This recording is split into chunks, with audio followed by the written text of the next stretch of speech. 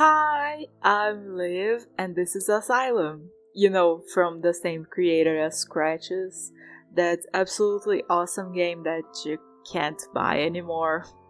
Yes, I finally got around to it, so now we're gonna go through it together. This video is gonna be totally watchable for people who don't know anything about Scratches, but I am gonna compare the two a fair bit to see how much the dev has evolved. So you might wanna check out the video I made on that one before watching this. Okay? Let's go.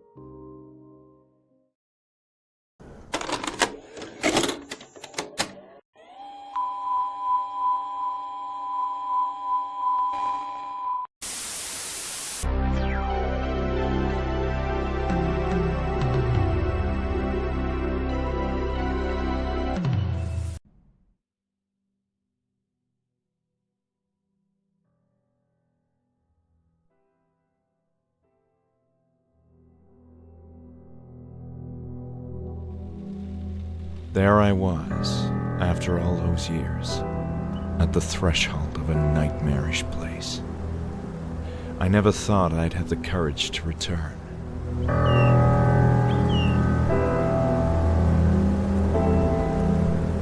While I had been toying with the idea for a while, that day I had woken up with a peculiar urge to return to Hanwell Mental Institute.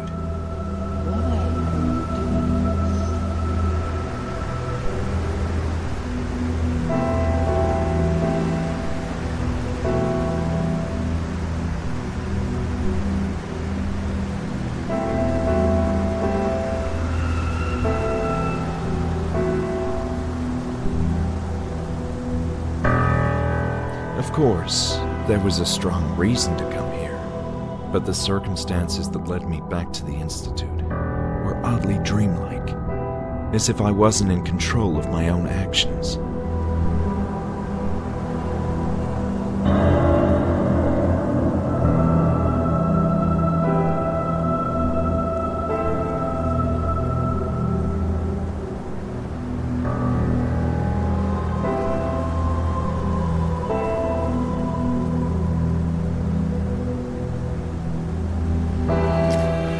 Why was I doing this?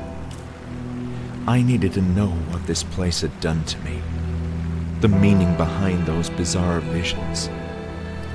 I'd rather face the direful truth than live in blissful oblivion.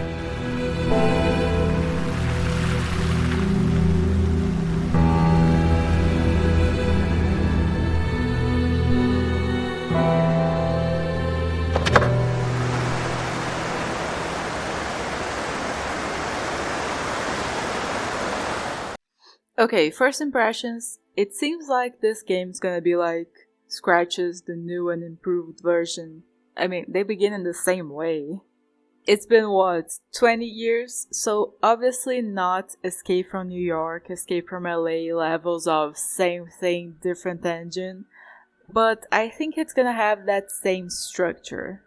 The story is obviously not exactly original, but that wasn't Scratch's strong point either. It was all about the atmosphere. Second of all, ugh! Why does this woman look so ugly? I'm not against gaunt, odd, ugly women. I think there should be more of those, actually. But this is just not it. She just looks wrong. Giving you a tiny spoiler right away, this is her art from the Steam cards, so what she's supposed to look like. Yeah, stick to modeling locations, my guy. We arrive at the asylum and leaving the car right away. Ooh, a lot of things hit me at once. First of all, I am not feeling the atmosphere. Maybe it gets better inside the asylum, but I'm not feeling it. Second, when you boot up the game at first, there is this really strong vignette effect that just looks ugly, in my humble opinion. Third, listen. Maybe this is just me going insane. Please let me know if you agree or disagree with me in the comments. But I think that sometimes game devs forget their target audience with pursuing their vision. Let's take, for example, a dev that I absolutely never mention in any of my videos, ever. Harvester Games. Their first title was Downfall, but no, hold on. Their claim to fame was the Cat Lady, aka the quintessential depression video game made in an open source engine. The sequel, Downfall Redux, wasn't that much more demanding on the pewter, which good, because you would think that the target audience consists mainly of chronically depressed people who can't afford to update their hardware all the time. But then came Lorelai, which, yes, looks gorgeous, but when it released, my PC simply couldn't handle it. Years later, I upgraded and was finally able to play Lorelai, but shortly after, guess what? Burnhouse Lane came along, and yes, it looks gorgeous, but god damn it, my computer wouldn't run it properly. Okay, Liv, what does this rant about Ren Michalski being the driving reason for you upgrading your hardware have to do with ASYLUM? You're probably asking. You see, it has everything to do with it.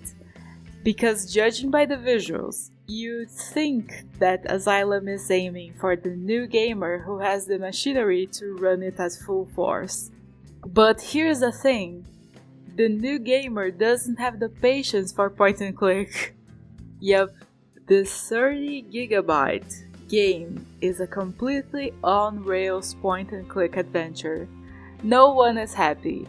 The people who are here because of scratches and didn't bother to upgrade their PC because the average age of the games they play is 15 years old are struggling to run this in the lowest settings.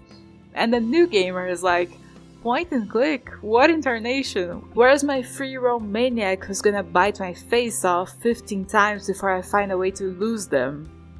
Maybe this entire rant is simply a way to justify the fact that I don't have a cutting-edge PC. Maybe, but I think I'm somewhat justified in saying that 30GB and point and click just don't go together very well. Anyways, I really hope Train Watch runs on my current PC. Let's go back to ASYLUM. I just spent all this time complaining, so let's actually praise a little bit. I love the menu.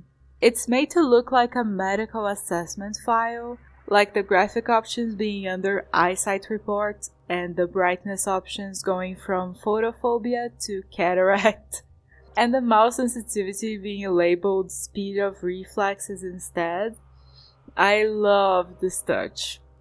Something else I can appreciate is that the sky looks good, leaps and bounds ahead of the sky and scratches. Going back to the car, we notice that there is no ugly woman here, dead or alive, so... yes, the return of the depressed honk. We grab our little notepad and now we're ready to face our past.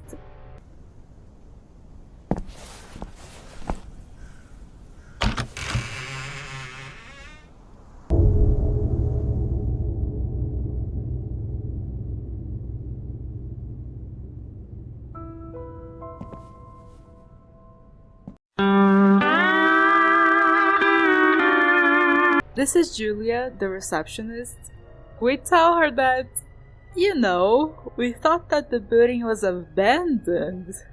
Well, that's not the case anymore. The institute is being reopened. This is her first night working here, and the builders will arrive in the morning to begin the much-needed renovations. We hint at our past here, and she guesses that we're former employees. Yeah, sure, that's what we are. We explain our situation, how we forgot something here, and it's very important. We must look through the old documents and whatever else we can find before the builders come and turn the place upside down. Julia admits that this is highly unusual, but after we agree that we're responsible for our own safety and that the upper floors are off limits, she lets us roam free and explore the place. Thank you so much, Julia. After all, tonight it's just her, the security guard, Dr. Miller, and a handful of patients. And here I have to make a few other complaints. First is that the conversations have too much silence in between the voice lines. Like, the subtitles should be moving at a speed where it follows the voice, and as soon as the line is over, maybe with just a tiny bit of pause, it jumps to the next one. But here, just listen to this. Clearly been under a lot of stress lately. My worst fear is becoming another Alice, so I need to remain level-headed and focused. It's this place. There's a general feeling of unease in the... Throughout the video is gonna sound mostly normal because I was always clicking so the text would completely load before the voice was over, and I found that made the space between the lines more natural. But if you just take your hands off the mouse, you might wanna pull up a stretch routine because you'll be here for a while. Second complaint is the notepad. I was under the impression that subjects get ticked off after you've exhausted all dialogue options, but that's not the case. Sure, you can keep telling Julie about your issues, but there's nothing important or interesting or natural in that conversation. It just goes around in odd circles. It's not a huge problem now, but later on in the game, when there's 20 different topics of conversation and you don't know that talking about architecture with the statue in the corner is crucial to the development of the story, yeah, it gets really annoying. Well, let's explore the asylum.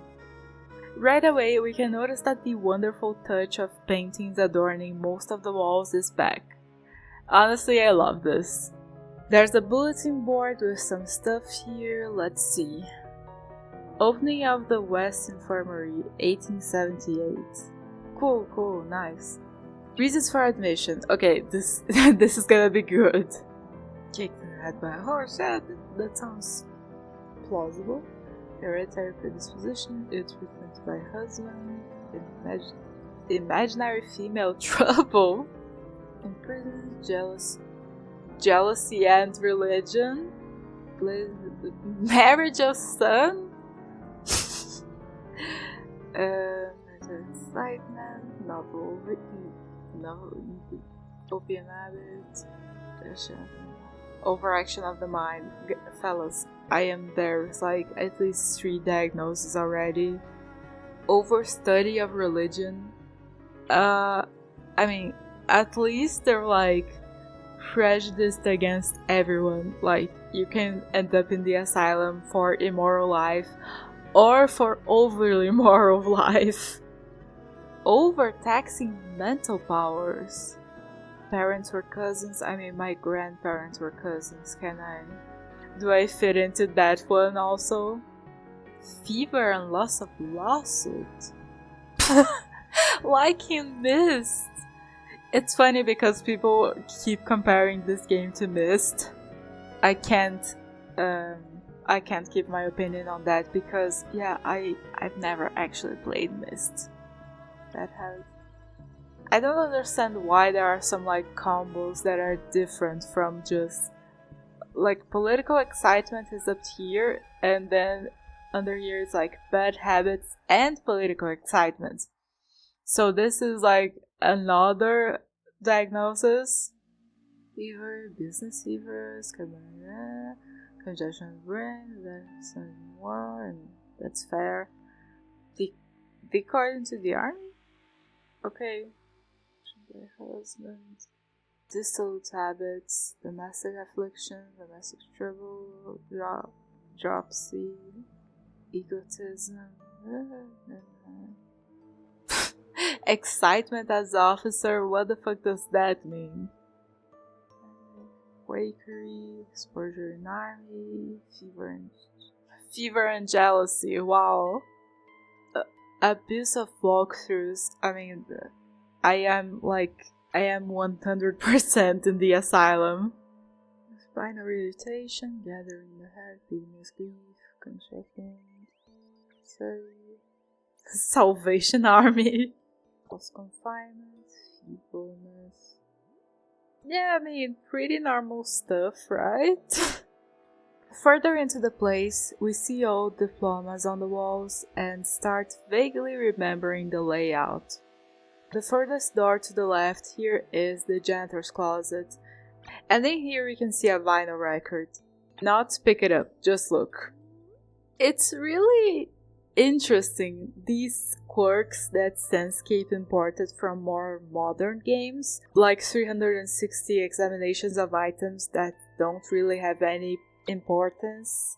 I don't know how to feel about this. I guess it doesn't make the game worse, so it gets a pass from me. And we can look at these trash bags more closely. For some reason the MC is interested in what's in there, but the plastic is too sick to rip with our dainty, frail, manicured hands. Let's see if we can find a knife anywhere. Next up is Dr. Ibis Baker's office. Lab coats make me uneasy since my short time in the institute. Man, real talk, you don't know what uneasy is until you walk into an office to talk to a doctor about a potential eye surgery and he's wearing a football shirt and a gold chain. Let's see what we can find in these archives. There's a little bit about Anne Ibis Baker, a psychologist who was extremely dedicated to her work. All patients entrusted to her soon showed improvement, but her dedication wasn't altruism and compassion, just a dedication to science. I mean, if she wasn't implementing crazy, cruel experimental treatments in the name of science, that means that this isn't true. She must have felt some level of sympathy towards the patients, even if just in a level of like, these are human beings, we mustn't torture them. During the later part of her time in the institute, she became extremely cold and calculated, always in a bad mood. I mean, try working in an asylum for any amount of time. The other archives are locked with a number combination, so we can't get to them yet. There's something on the wall. Looks like a valve? Safe? It does kinda look like a safe, but all the MC says about it is, I wonder what that's for, so probably not. In the desk drawer, there's a tape recorder. No tape though.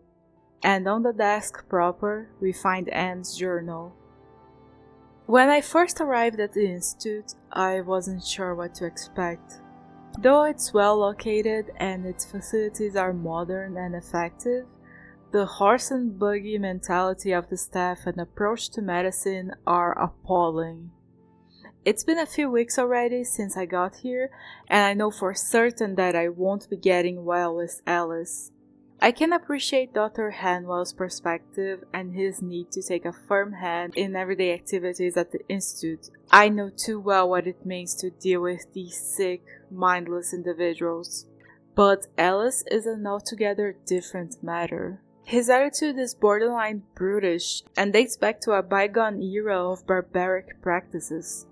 I can't understand how this character has attained so much rank and power at the Institute. Wish I could understand what Hanwell saw in him. In spite of the general adverse environment, I am anxious to start testing my theories with a number of patients.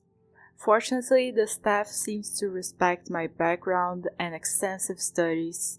They almost seem intimidated by them. Even Alice treats me differently, with a kind of silent doubt, as if he didn't know what to expect. And I've seen how he treats women in the Institute. Guess I must be some sort of puzzle to him. So I look forward to keeping my notes and observations in this journal. I'll be working with a particularly diverse group, with some of its members exhibiting extreme and promising pathologies. Rebecca is by far the most intriguing subject. This woman has been a schizophrenic from a young age, exhibiting a rambling and erratic personality. No family, no social life to speak of. She used to live in the suburbs, where she'd roam aimlessly in the streets. Your typical town loony. Last year, she was viciously assailed by 2 thugs, then left heavily beaten and bruised in a damp alley. It's a miracle she's still alive. It's a miracle anyone cared enough to save her. Sadly, she became pregnant after the attack, which sent her psyche into an even darker downward spiral. Her mind is in a nadir now. She thinks she's carrying the spawn of the devil and has repeatedly attempted to perform an abortion. A fringe case by any measure, the sort of patient that would have received unabashed shock treatments in other institutions, and the perfect subject to test newer, less invasive approaches to mind healing. Our first group session will begin tomorrow with about half a dozen patients, or so I've been told. I'm going to focus on one particular group for now, and I believe Hanwell himself will be present for the first sessions. Nothing of the sort has been attempted in this place, and I'm excited to take the first steps into a brighter, new age for psychology. Well, Slay, Alice evil, Hanwell incompetent. Continuing the snooping around, we can try to check out the male ward, cafeteria, library, female ward, and courtyard, but they're all either locked or blocked off, at least for the moment. These few minutes of wandering around gave me the opportunity to take a really good look at the walls, the corridor, the overall environment, and ask myself, why is the atmosphere not atmosphering? Maybe it's the saturation? Let me try something. Yep, got it. Listen, this wasn't me. All I did was turn down the vignette. I didn't even mess with the brightness. Oh, Sandscape, at least you're trying. Last time it was too low, now it's too high. Maybe you'll nail it next time. But listen, I gotta give them the credit they deserve. After playing through Scratches, I did have dreams set in that estate, and after playing through ASYLUM, I did have dreams set here. Maybe the devs made a deal with the devil to make sure that their games stick in people's subconscious, I don't know. Following the other wing of the previous corridor, we can enter the archives. If this was real life, this would be where we would spend the entire rest of the game, poring over papers.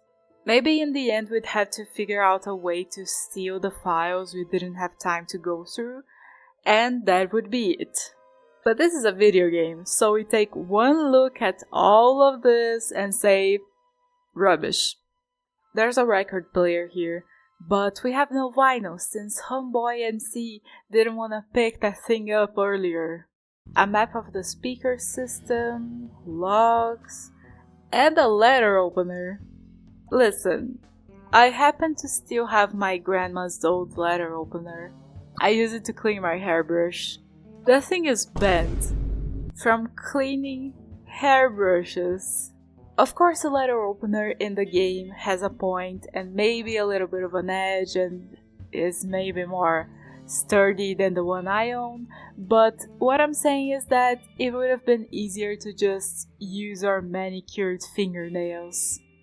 Let's see what else there is on this side before going back to the trash bag. This room to the right used to be a visiting room, and looking at this calendar, we...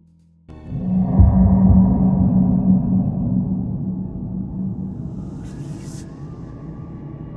I'm all right. This is not in my head. People are mean here. I need to leave.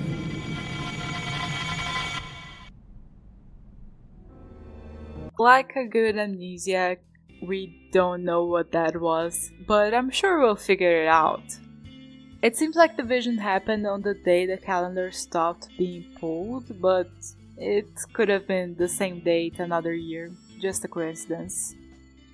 Opposite to the visiting room, there's a classroom, library, I don't know, study room. There's a blackboard which repeats the same words as the woman in the car. Some books which we can open and look at the chapters and pages. Probably where we'll find the Ibis Baker code. And there's a table here with an ashtray and some reading material for us. The beginnings of the Hanwell Institute. By the way, yes, the camera just keeps on moving. It's not me, my mouse isn't even interacting with the camera in this moment. This is just how the game is. The institute was built to house over 300 patients in a leafy and calm forest. I mean, bold move to construct something this large considering that you probably depend on government funding. Every day the patients could spend their time in the courtyard, library, game room, or helping out with upkeeping tasks such as laundry, cooking, etc. Groups were assigned therapists according to the cognitive capabilities of their members, each engaging in diverse approaches to therapy. Okay, marvelous. There's another vinyl we can't pick up, and a note about how the staff isn't taking care of the vinyls. Yeah, we can see that. And at the end of the corridor there's a bathroom with nothing. Just nothing here. Well, let's see what's in that trash bag.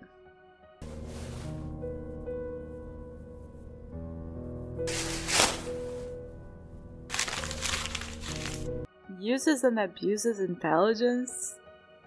Like, using logic, we can only assume that it relates to a book, but... Like, if we talk to Julia, the MC says that this looks like notes on a book's chapter, but it really doesn't. Maybe they should have added like a P for page and then a rip to not show the number, because seeing this random note, no one would assume that it relates to books in any way. And here I found out that in some of the puzzles there are multiple options as to what the answer is gonna be. Like here, there are multiple books and chapters which are randomly chosen. I think that's a nice touch. Okay, uses and abuses of psychology, intelligence, 297, let's go. In a newly opened archive, we get a tape, and... No, that's it, just a tape. This better be good.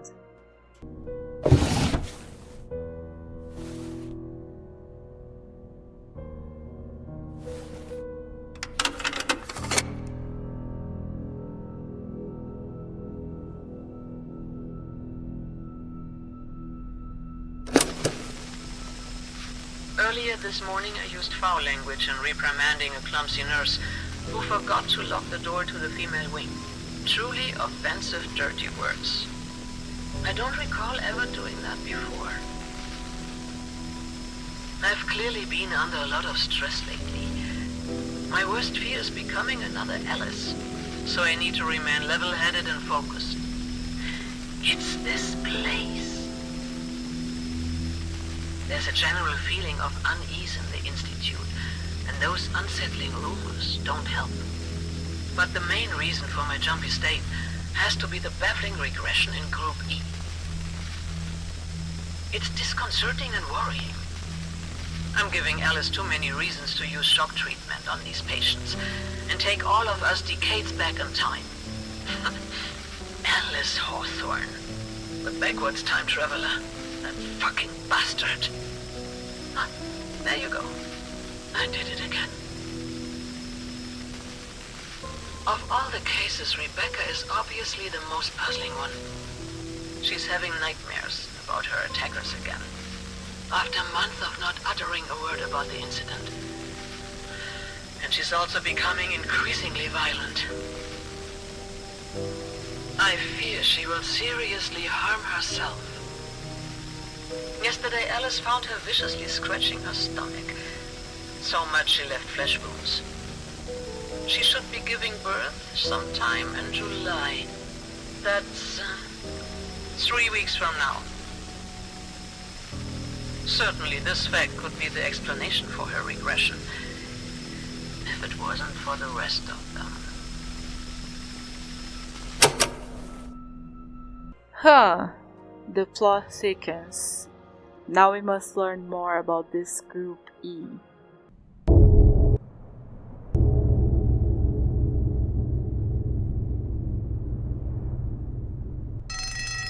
It's Bruno. Our adorable high-risk patient has escaped again. No idea how he does that. Please call someone. I need assistance immediately. I'm outside the cafeteria. Perfect, just in time. Let's go meet Bruno, since we've already thoroughly explored everywhere available right now. Also, why is there a high-risk patient here? This place is trashed. Why would you run that risk? Anyways, we can see that now Julia is missing from her desk, so maybe we can get to the upper floors. But no, apparently both doors are latched from the other side. Okay, on to the cafeteria. Hold on.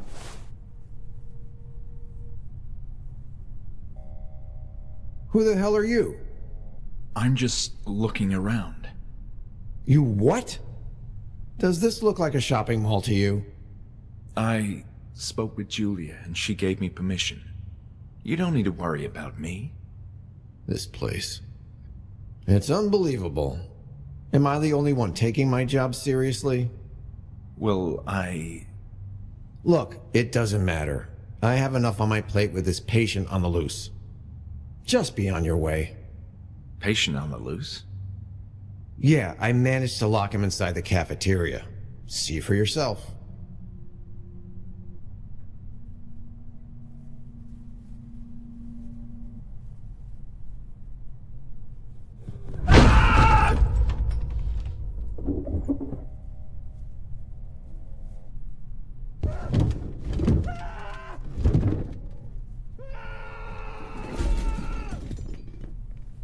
Oh my god, why does the high-risk patient from a distance look so bad? Back to Bruno. What is Group E? Dunno. Why is everything so dilapidated? Dunno. Where is the therapy room? Well, you have to go through the cafeteria to get there. Great! Apparently there was an incident that made the institute shut down for good, but he doesn't want to talk about it. Okay, since you're gonna play hard to get, bye! Hey, wait. You seem like a decent sport. Or at least a harmless one. I have a favor to ask of you. Sure. Can you go fetch my baton?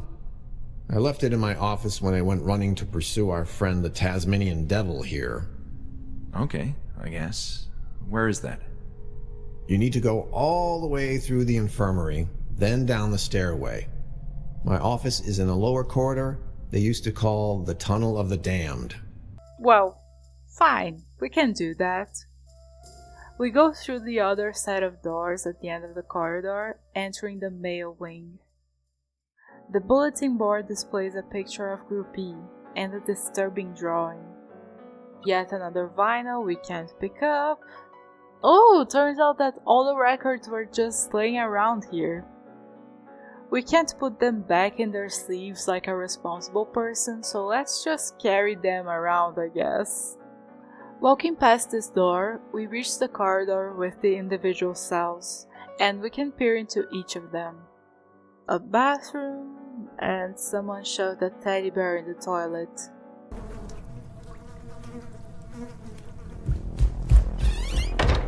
Oh no.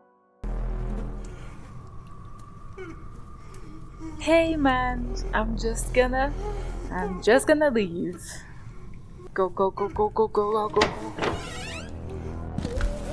Going down the stairs at the end of the corridor leads us to the underground high-risk corridor and to Bruno's office. I don't think I've ever seen a more unnerving, depressing place to work at, holy shit. There's a music box locked in this cabinet, and ooh, Bruno's diary. Let's see. There's nothing too surprising. The music box belongs to the high-risk inmate. It's the only thing that keeps him quiet. The food sucks, security sucks, there's a terrible smell coming from down the corridor, the door gives you an electric shock when you touch it. It's all just great. And he couldn't stand the music box anymore, so he took it away. And that's probably part of the reason why the high-risk inmate managed to escape. If you can't even handle repetitive noises, why did you even apply to work in an asylum? Flickering lights give me a headache. Bruno, you might be way too soft for this position. And seems like someone stole the keys to both Alice Hawthorne's and Hanwell's offices. Okay, done. We grab his baton and the set of keys, and back to the security guard we go. Checking the inmate's cell out, we find a flute on the mattress. Okay, good to know, he likes flutes. I don't even know how to play the humble recorder, but good to know. Back upstairs, Bruno thanks us, and takes the keyring from us. You weren't supposed to get that, you know? And then my PC crashed.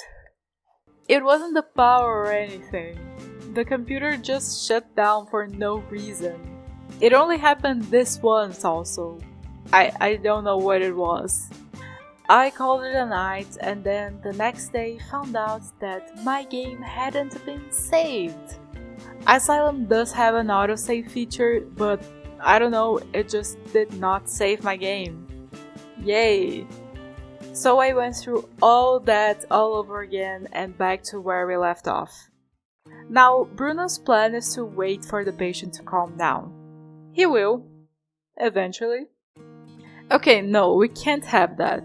We're on a tight schedule here. Remember that map of the speaker system we saw in the archives? Yeah, well, all we have to do is play one of the records and it's transmitted through the speakers, calming the guy down. This time around there was a little toy acoustic guitar he saw, so I used the guitar record. Easy peasy, we can now go through the cafeteria.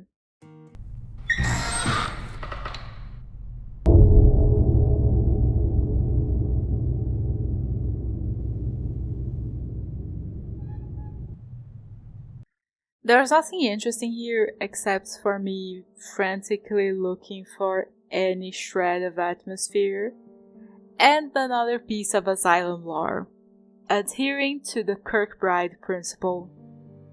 Kirkbride proposed that the architecture of an asylum was crucial to the healing of the mind, and I guess everyone agreed that they too would go crazy if they were kept in the overcrowded, sunless dungeons that people with mental illnesses were kept in throughout the centuries. So the Kirkbride principle was soon widely accepted. Anyways, moving on, we reach the other side of the ground floor and... Oh.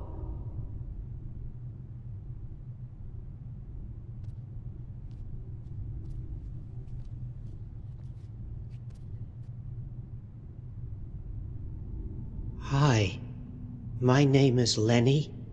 Hello, Lenny. I didn't expect to find someone like you walking around. Oh, but you don't have to worry about me. I behave well. They allow me to walk alone and help. Well, that's a relief then. I'm pleased to meet you, Lenny. Now it's my turn to clean this corridor.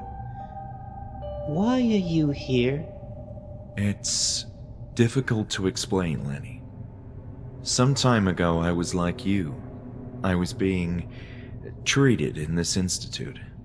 But something happened. A terrible circumstance that I can't remember, and the truth is, I'm not feeling well, and I don't want to be treated again. Yes, I know. It happened to me too. What? You too? But then... I was here at that time when something happened. Lenny, we need to talk more. I'm looking for details about a particular therapy group. Therapy? Well, my suspicion is that patients who participated in a series of therapy sessions were somehow connected to the circumstances that led to the closure of the Institute. Does this sound familiar to you? Therapy groups? Yes. I remember them. I had many friends back then. You do remember? I remember the sessions. We were all there. They called us Team E. Hold on. Did you mean Group E? Yes, that's it. But wait, you were saying that you were in Group E during the sessions? Yes. I remember the letter E very well when they called us. And, Dr. Anne. This is extraordinary, Lenny. Now we need to understand who else belonged in Group E. About the patients in Group E, you said you were there. Yes, there were a few of us. Dr. Anne spoke often and encouraged everyone to speak too. At first it was nice. We enjoyed sitting next to each other. I think I remember you. What? It was a happy time, but then came the pain. Pain? What are you talking about, Lenny? I'm not sure, but it all started down below. I don't want to think about it. That's where it all started. Down below. You should go and see for yourself.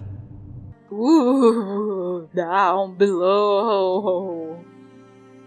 We also asked Lenny about the therapy room, and he says that it's down the corridor, but starts freaking out about us stepping on the floor he's cleaning. We'll ruin everything! Okay, guess we're gonna have to focus on the down below for now. The stairs here also lead up, but Lenny's trash cart is in the way, so womp womp. Weird dog doll, old maintenance stuff, corpse of a cat, rags, more rags, and the darkness. The only illuminated room is the boiler, so let's see. There are 2 levers here, one for the power and one for the emergency lights.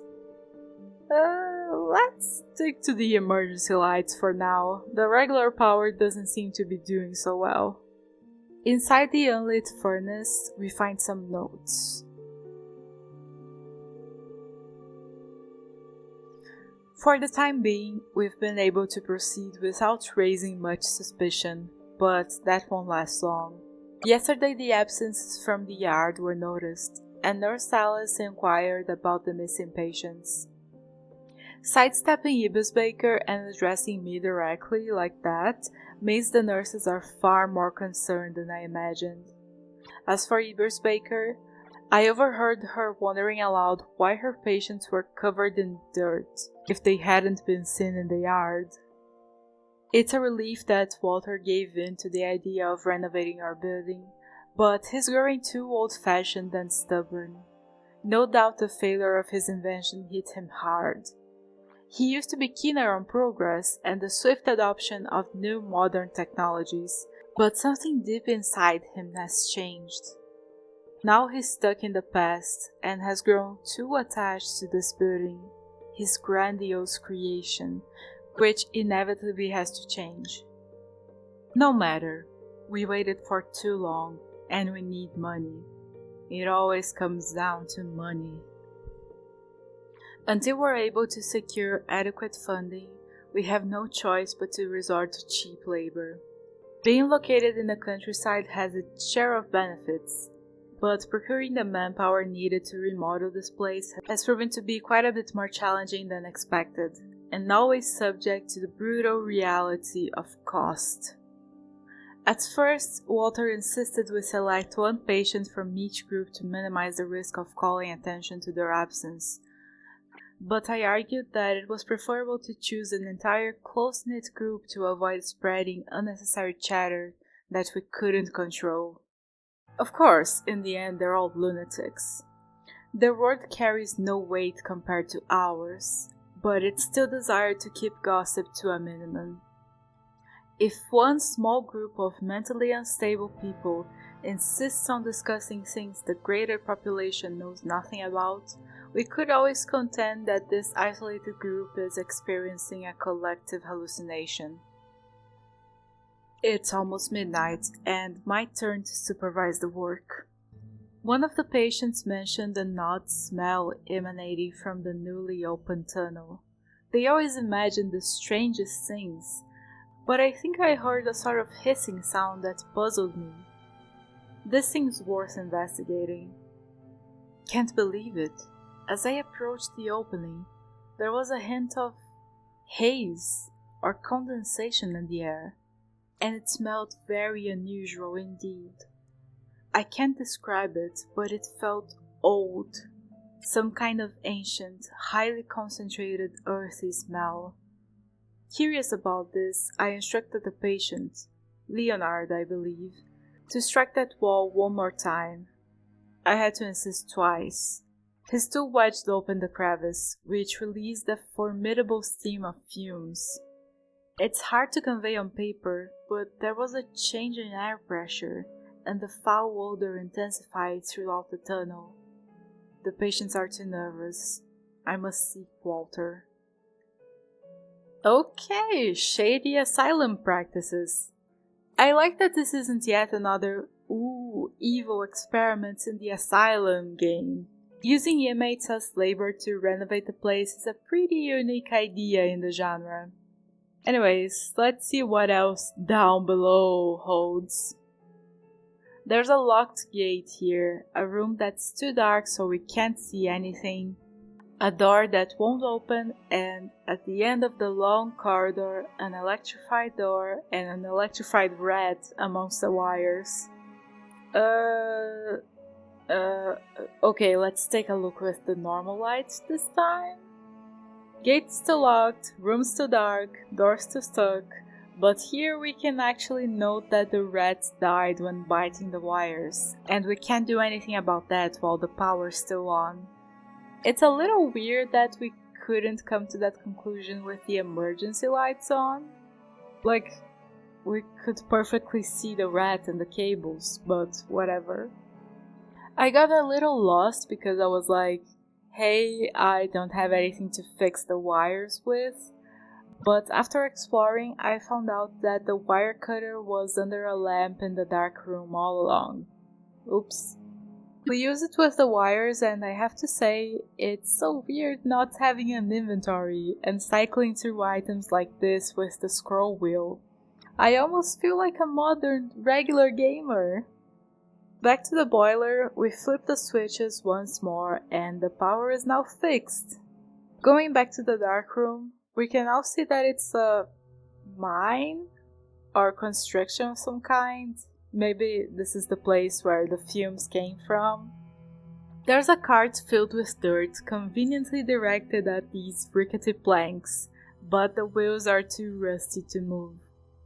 And then...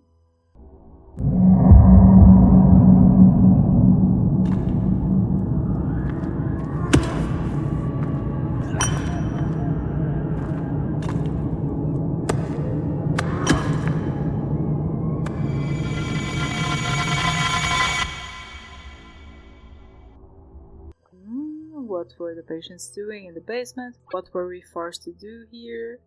I mean, construction work for the head cheapos, right? That's what Alice's note said. And now we...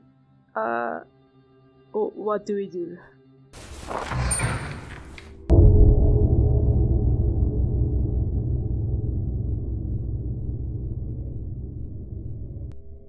Well, that electrified door is now normal, so we can walk past it, and it's a shortcut to the high-risk corridor. Ooh, Bruno's nowhere to be found. Let's just take those keys real quick. By the way, brace yourselves for the jump scare. Yup, he's not in the bathroom anymore, he's gonna jump at us any second now.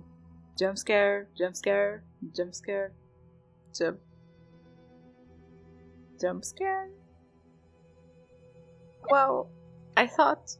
well, never mind. Going to the other side of the ground floor, Lenny has finished cleaning this corridor, so we can check this area out.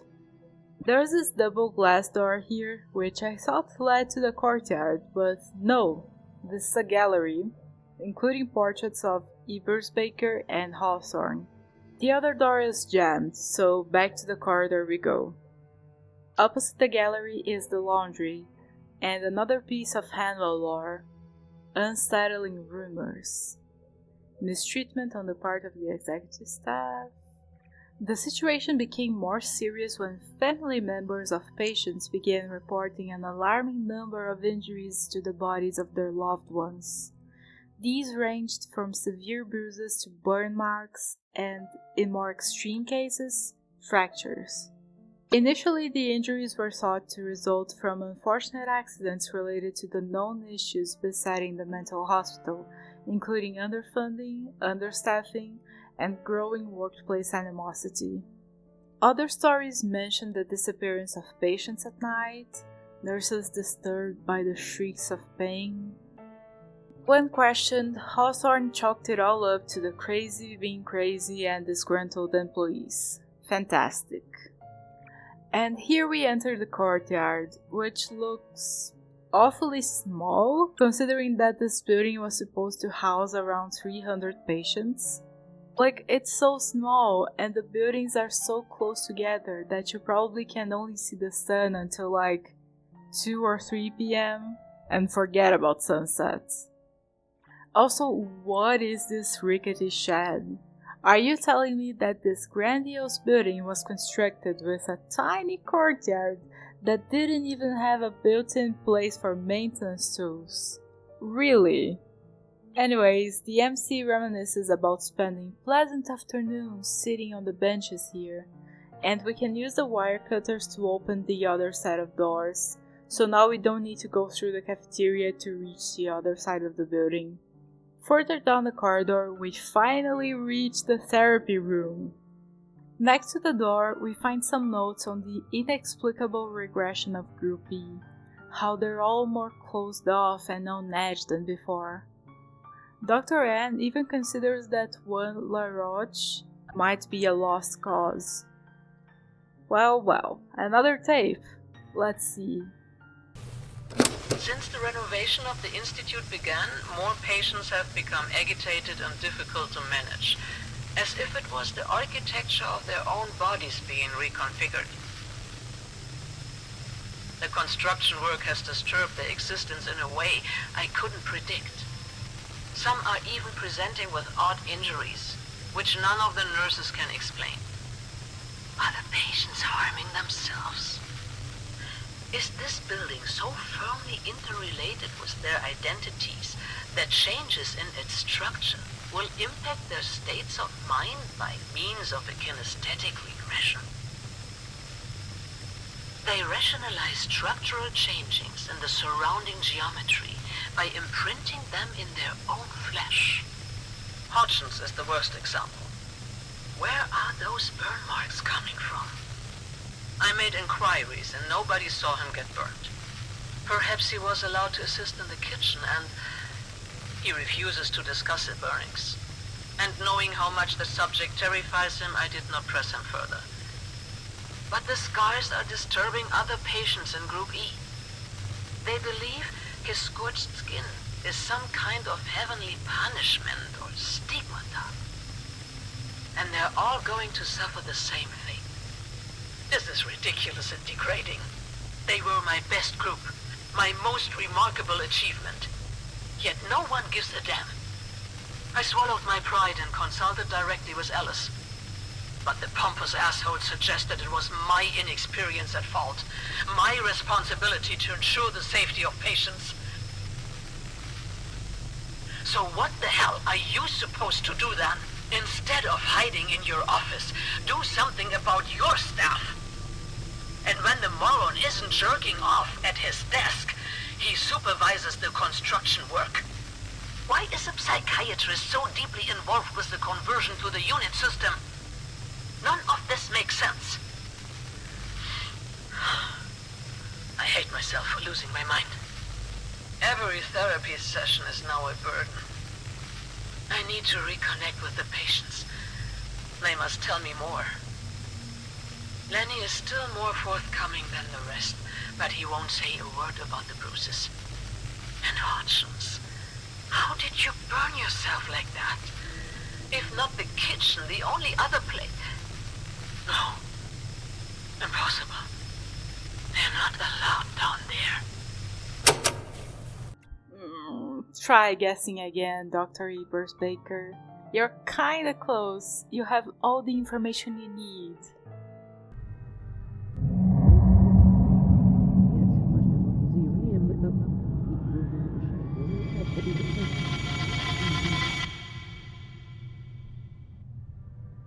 There's also a projector here where we find Bertrand LaRoche's file, the supposed lost case. Also, if you're so broke that you're using your patience to make the needed renovations, why are you burning money on film? Bertrand is really closed off and it's practically impossible to hold a conversation with him. But if you manage to befriend him, you can have some very nice chats. And that's it. Sometimes he can fall into a sort of catatonic state, and the cause of his issues is unclear, but probably has something to do with the war he saw before immigrating to the US. Wait, this is set in the US, right?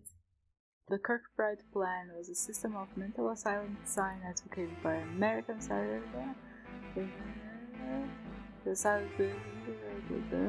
were constructed during the mid to late 19th century in the United States. Okay, so Kirkbride equals United States, so yes, this is in the US.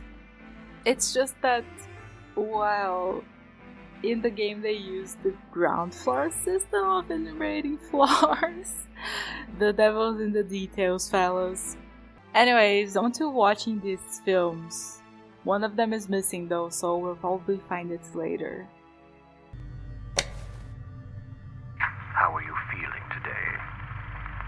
Tired. I want to sleep. I'm sorry to hear that. How was your day? It was fine, I guess. We played some games in the afternoon.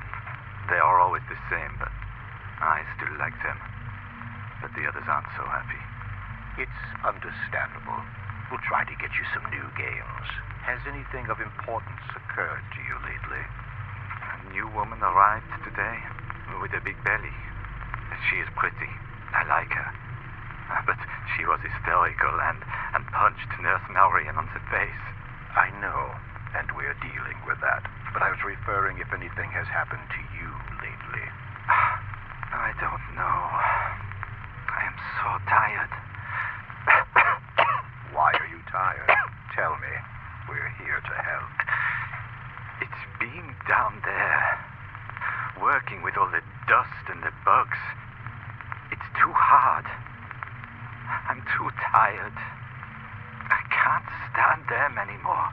What is this that you can't stand anymore? The voices. They are everywhere, and they whisper inside your head. They are evil. Wait, this doesn't make any sense. According to Dr. Ebersbacher, Group E was making progress, together, Rebecca included, and then they all, together, regressed. If she arrived when the rest of the group was already tasked with the renovations, she wouldn't have shown any significant improvement. Let's see if this gets explained away. You are not in good shape, Bertrand. You know it will only get worse. You must talk. I hate you. I hate this place. You're all bad with me and my friends. You'll come to understand, Bertrand, eventually. But we must deal with this. You have a chance to end it right here, right now. I don't believe you. You have been lying to me all this time. That's not true. And if you tell me what you saw, it will all be over. It's that simple. I can't remember. It's too fuzzy and dark. Come on, Bertrand. Try harder. No. I'm scared. Come on. Tell me what you saw. No. It will come for me. It knows. It knows. Calm down or I'll have to call the guards. It's inside me. What? What is inside you?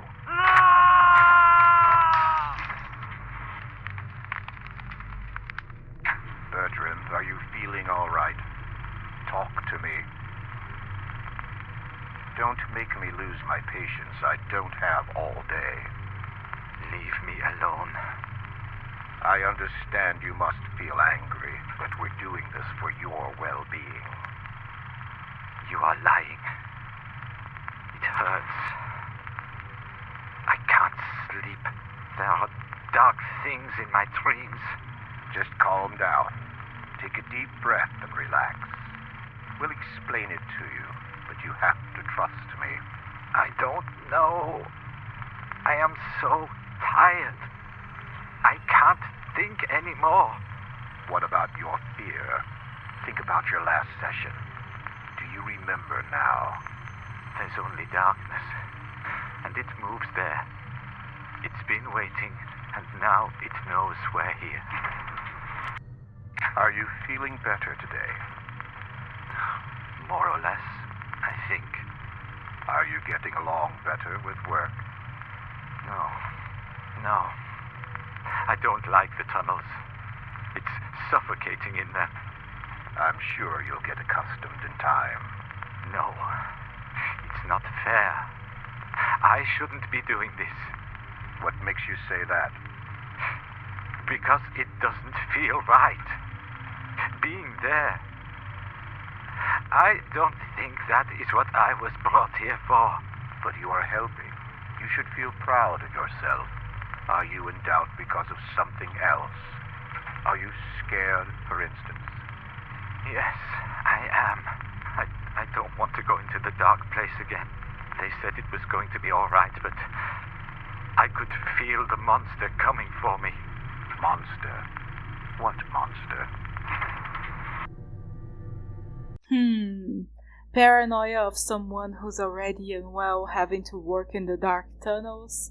Or is there an actual monster? Continuing on our way, we reach the door at the end of the corridor, which leads us to the game room.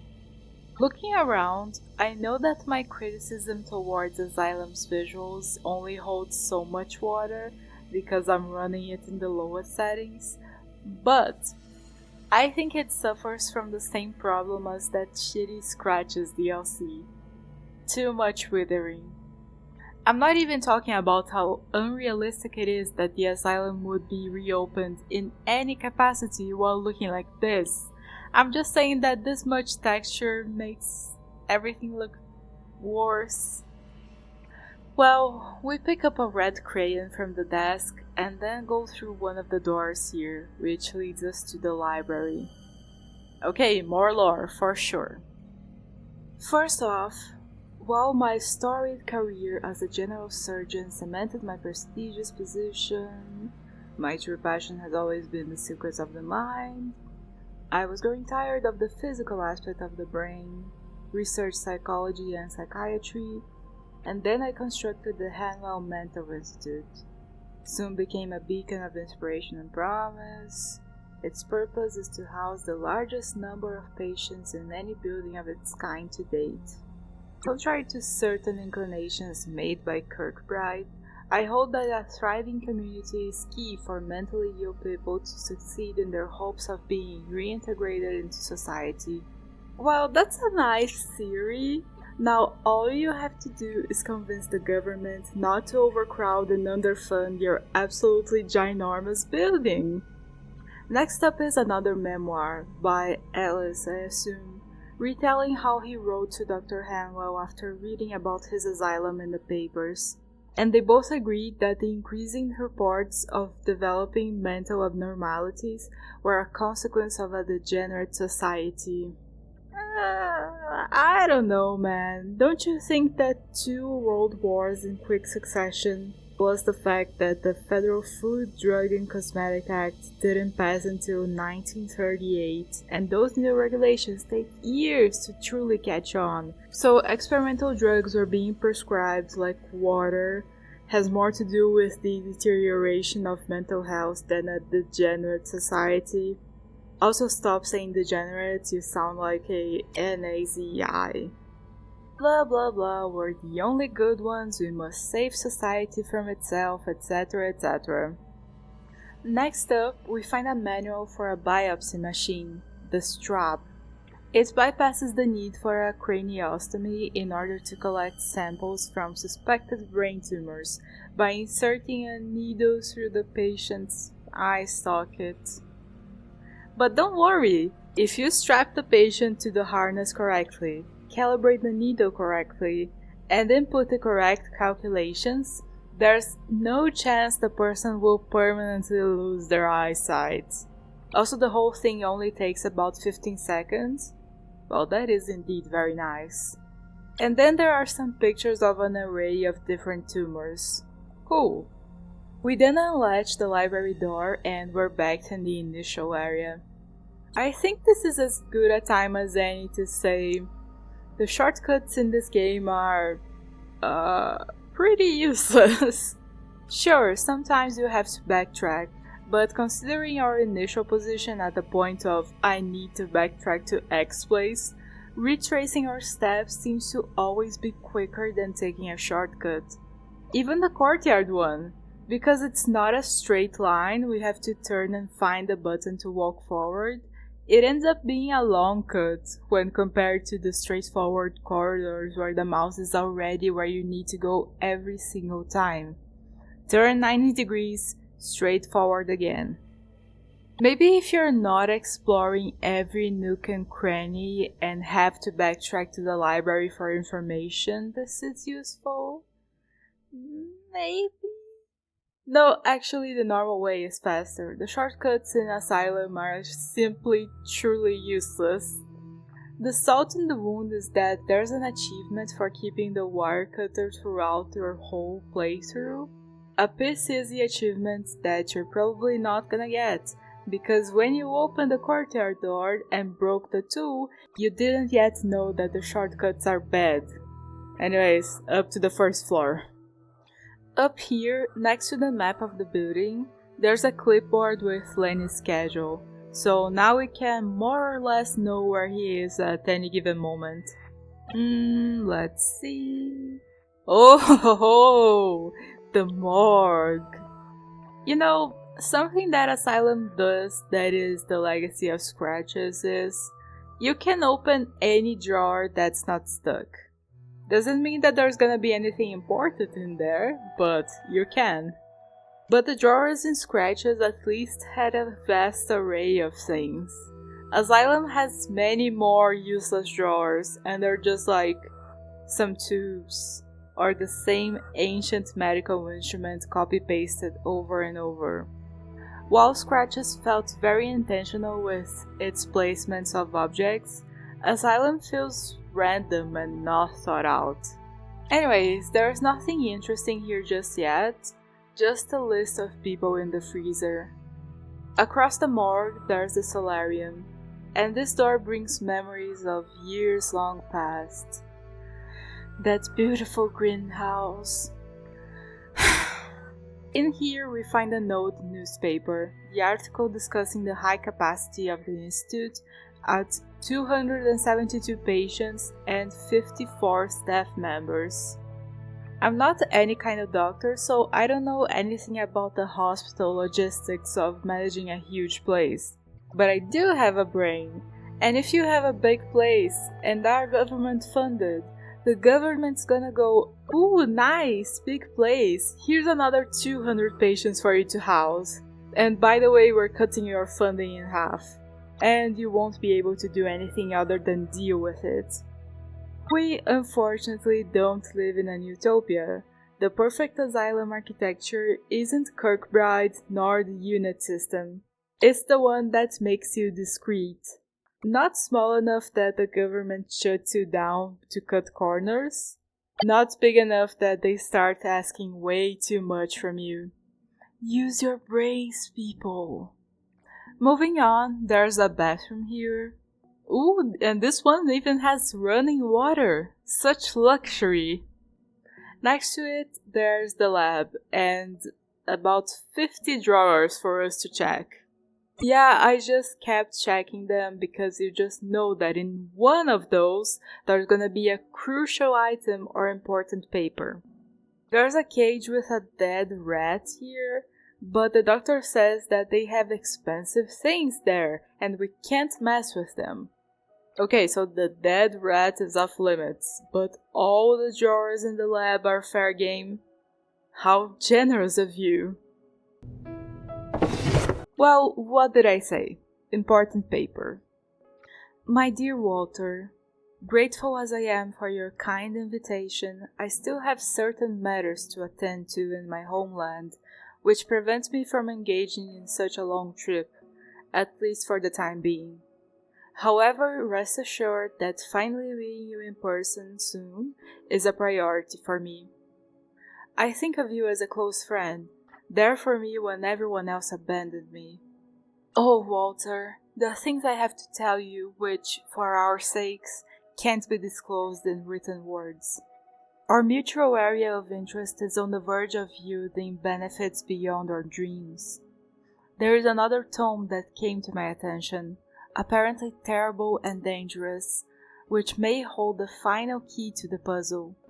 Mortus Cavee. My studies revealed only one account of its existence, and if the primeval orbs aid me, it might find a way into my prized collection. In any case, I wish you favorable kismet in your research. Your friend, A.M. P.S. News of the deplorable situation in which your institute finds itself reached me. To state the obvious, I support your work without reservations. I trust that all individuals spreading malicious lies will be brought to justice. Our ways may be disapproved of by the blinkering peers of our era, but we are making strides towards a new age of science. In due time, our undertakings will be celebrated, and historians will acknowledge our achievements. Huh! Okay, so there is actually a supernatural element at play here. And this is A.M. Dr. Miller, who now runs the institute. Did he buy the place just to continue research into whatever occult thing it was that Hanwell delved into? As if reading our minds, another one of the drawers holds the answer. The influence of Ambrose Miller. Basically, Miller was a famous chemist and did a lot of important research in drug trials, but then he took an absolutely humongous L, to say the least. He had been a fierce defender of thalidomide, which was sold as medication for anxiety and morning sickness. But someone forgot to test it on pregnant people before slapping that morning sickness label on. Turns out that thalidomide, even if you take it only once, no matter the dosage, can cause serious birth defects, mostly underdeveloped limbs. This is all real, by the way. You can read further into it and see pictures if you're so inclined.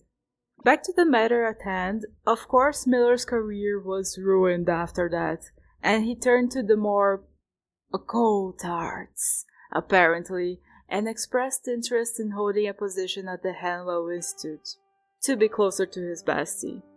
Well, we've run out of drawers to open. Let's talk to the other human being in the room with us. Hello? Am I interrupting something? Who are you? I'm a former member of the Institute. I came here tonight to look into some docu. Well, this is highly irregular. Did Julia let you in? I'll need to have a word with her. As you can see, the building is not in a condition for you to go anywhere you please. Oh, but I'm only going to the allowed areas. This area is not allowed. Sorry, my mistake. But would you mind if I asked you some questions? I was in the middle of something important, but go ahead. I assume you are... I'm the new director of the Institute, Dr. Ambrose Miller. My purpose here is to honor the vision of my former colleague, Dr. Walter Hanwell. Pleased to meet you. Oh man, here's what I was talking about earlier.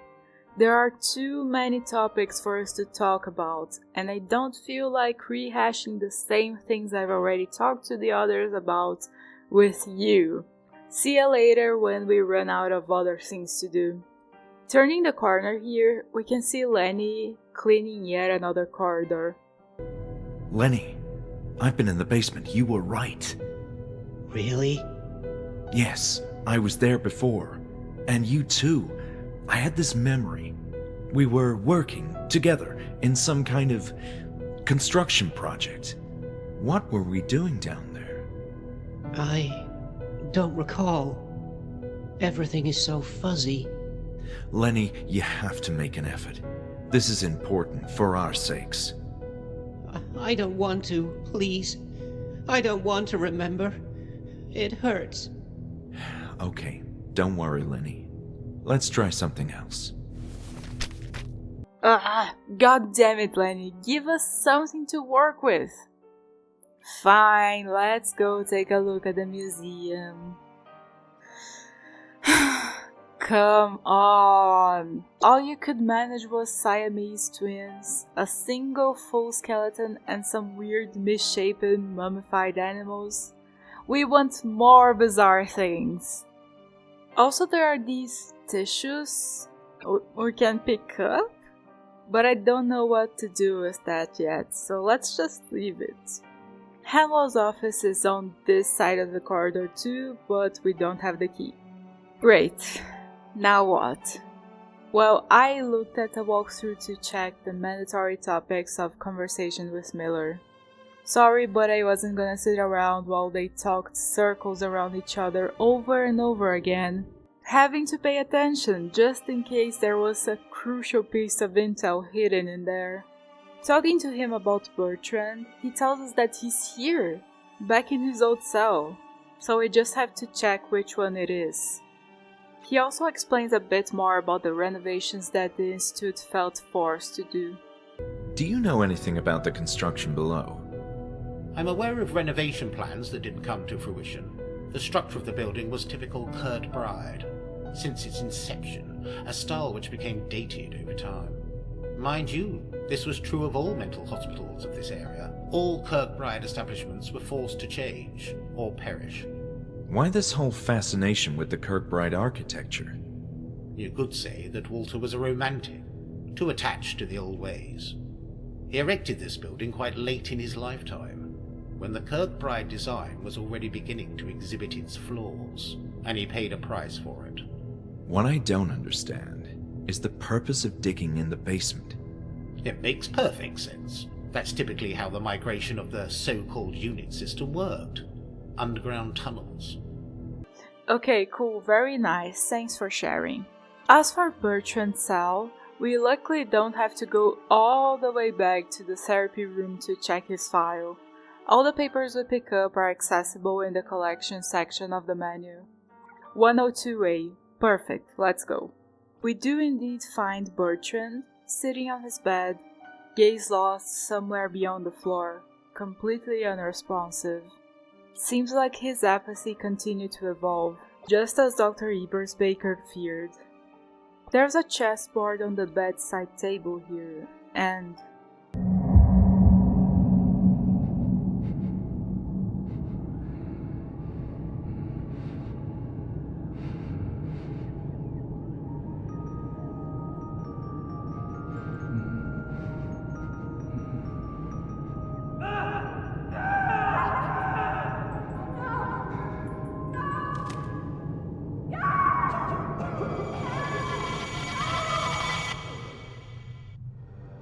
Huh. So Bertrand was drawing something on the floor, and then the other inmate swallowed something that was in the music box? The MC feels that the drawing on the floor was important, but what was that? Had we also seen whatever it is that it represented? How could we get any information on it if Bertrand wasn't speaking? We hand him the red crayon we picked up in the game room, and he gently takes it, only to go back to his original position. His bedside table is conspicuously empty, so we probably have to get the music box to recreate the conditions of the drawing. Easy!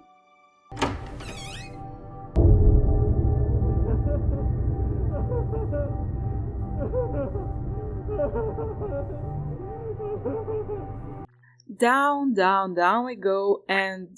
of course the music box isn't here anymore. Checking Bruno's journal, he gave it back to the high-risk guy. It's the only way for him to shut up. So, We have to, somehow, take the music box from that guy. Easy! We have the option to knock on his door and...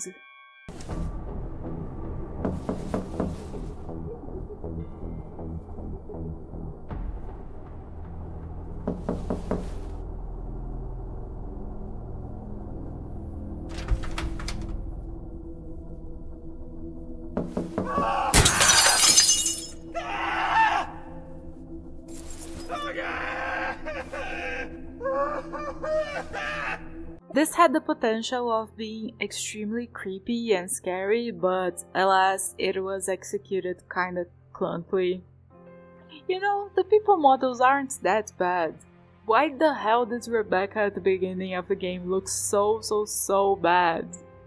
Oh, and here's a section where I went to the bathroom and you can, again, see how much the guy moves around on his own. Bro has ADHD and can't stay still for the life of him, I guess. It's the mix of continuous depth movement and side movement that causes my bouts of motion sickness, so I didn't have any problems playing ASYLUM, but like, this isn't exactly pleasant to look at.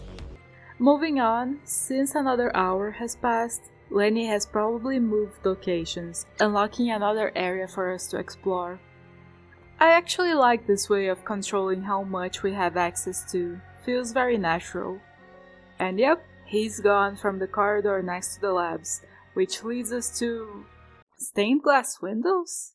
Here? What a weird choice.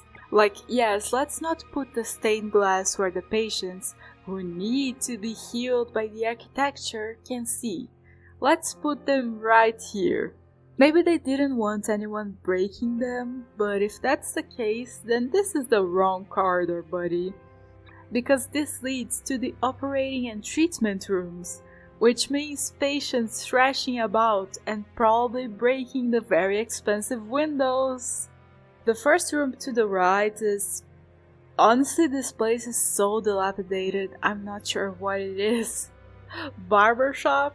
Anyways, what matters is that there are some important papers here. Blah blah blah, injuries... Ah, cell 102A. So the guy who swallowed whatever it was must have been this William Hodgson. Mark deterioration... Cell 105A. We detected another fracture in Leonard's ankle. None of the staff can explain how this happened. Another one? What type of construction work are you guys doing down there? No report. Oh, okay, this one's important. Cell 102A. Cellmates had some kind of quarrel over a music box that LaRoche enjoys but made Hodgson nervous, as described by Marion. In the struggle, Hodgson retrieved the spring from the device and immediately swallowed it.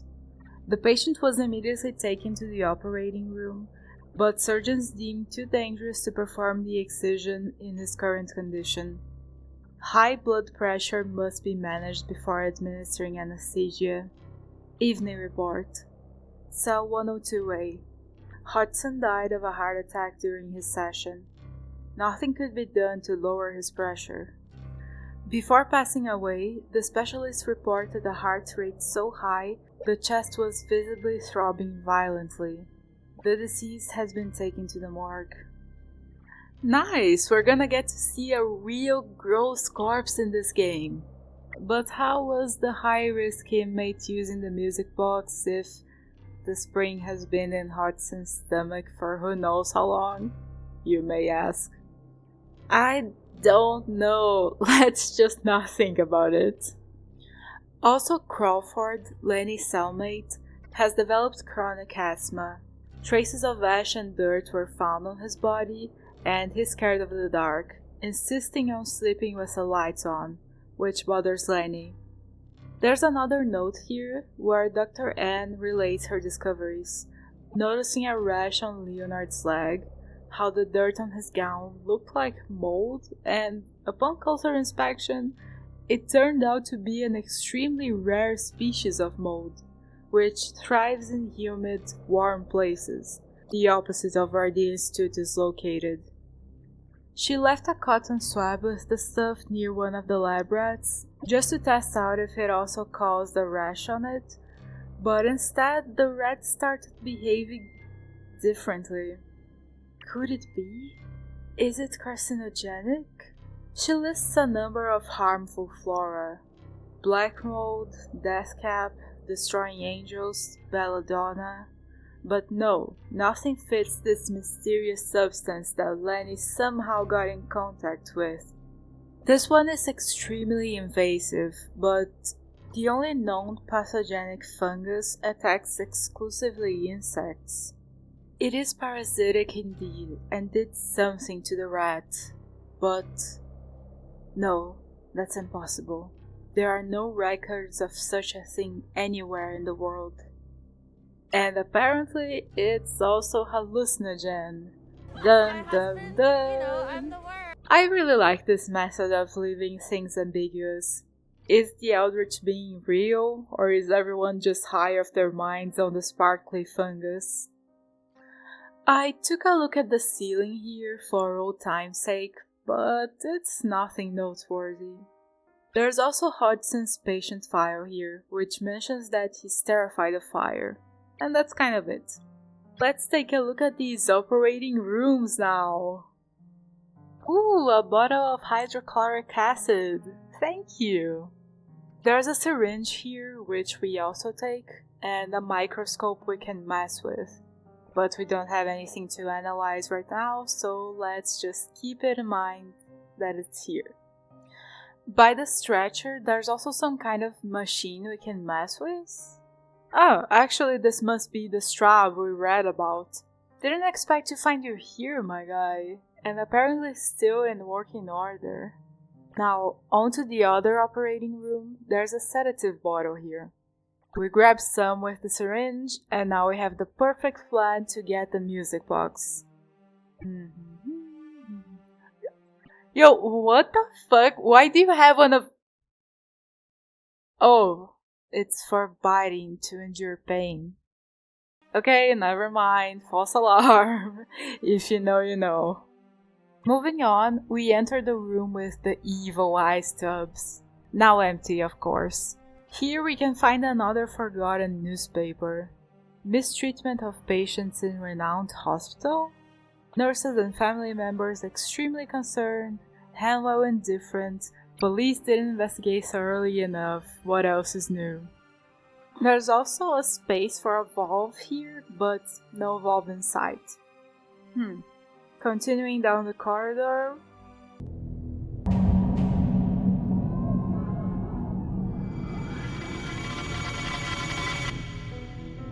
I mean, okay, we already knew that, so no comment. Moving forward, we find this different looking door, which leads us to an outdoors corridor. And there's a weird noise coming from the left. Ah, another space for a valve. Okay, can't do anything with that at the moment. Back inside and down the corridor, we find the shortcut that leads us back to the reception area. But as I've already explained, we never used this, not even once. So, also, you might remember that Julia said that upstairs are off limits, so you're wondering, how could the shortcuts be useful if they lead directly to her face? So, basically all the characters disappear. They appear like once, and then they disappear. Like Dr. Miller, he disappears. Bruno, he disappears. We never see him again. Julia, gone. Like, I think there was more potential there, but like, they just vanish. So, for example, you could, at a certain hour, put Bruno in a certain position, and if you walk past him, he's gonna hear the keys jingling and he's gonna take the keys from us. So you could be like forced to use the useless shortcuts, and then they would actually be useful. But no, it's just not there. Sky looking good even at another point of the night. Well done, Sandscape. I got slightly lost here, but eventually we find these double doors, which leads to a pretty interesting looking all wooden porch, corridor, whatever function this place had in times past.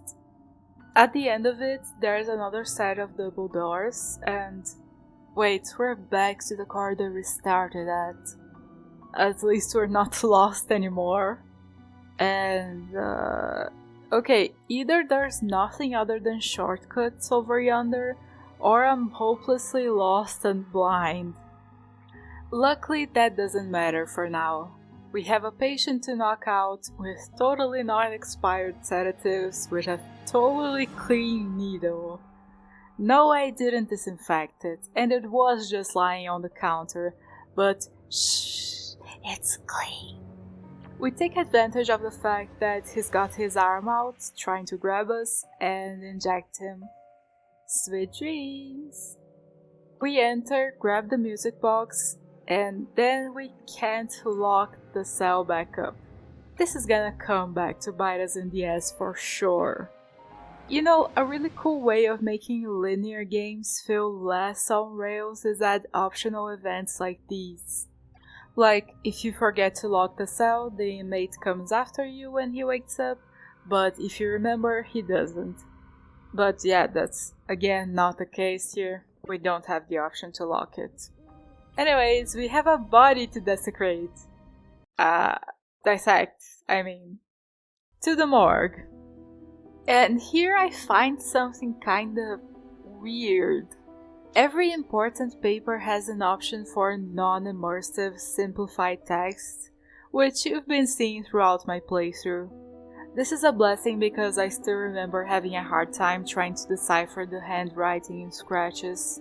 But the morgue ledger doesn't have the option for some reason. I even tried to use the zoom in option, which yeah, I didn't mention because you never use it, to be able to read where Hodgson's body is exactly. Clicking on it, the MC only says that he's here. I think that says compartment E104. And in the end this doesn't even help because like, which one is compartment E104? Logic would suggest that it's in the 5th column, E, in the 4th row. But no, it's actually this one, for reasons. There aren't any labels either, it's just... Listen, brute force is for the stupid. It should not be a feature in your game that there's no way to know in which freezer the body is without trial and error. But fine, we got the body, hook it here, transport it to the table, and... It's at this moment that the cracks in ASYLUM really start to show. This corpse looks bizarrely fresh. Considering the overall state of the building, it looks like it's been abandoned for decades. Ignore the broken everything. Vandals can do that. But the withering of the wallpapers? That's time, no other way. And considering that the Hanwell Institute is stated to be in an area with dry climate, a long time. But then there's this body, Aunt Lenny and Bertrand, who don't look so different from the old days. But then there's our amnesia. The impression I got from the opening cutscene was that whatever happened in the asylum had been a long time ago. The MC moved on with his life, and then years down the line something triggered a memory or something and he decided that he had to go back. But if all this didn't happen that long ago, then the MC would have been discharged and would have had the papers to fill in at least some of the blanks. He wouldn't have been totally clueless going into this investigation. For example, he would have probably had some sort of paper stating that he was treated by Dr. Eberspacher, giving him a motive to investigate her specifically instead of just, ooh, her office is open. This is all very strange. Maybe it'll be explained away, but like, I can't say I like the most probable options. Anyways, let's get the music box spring and get out of here.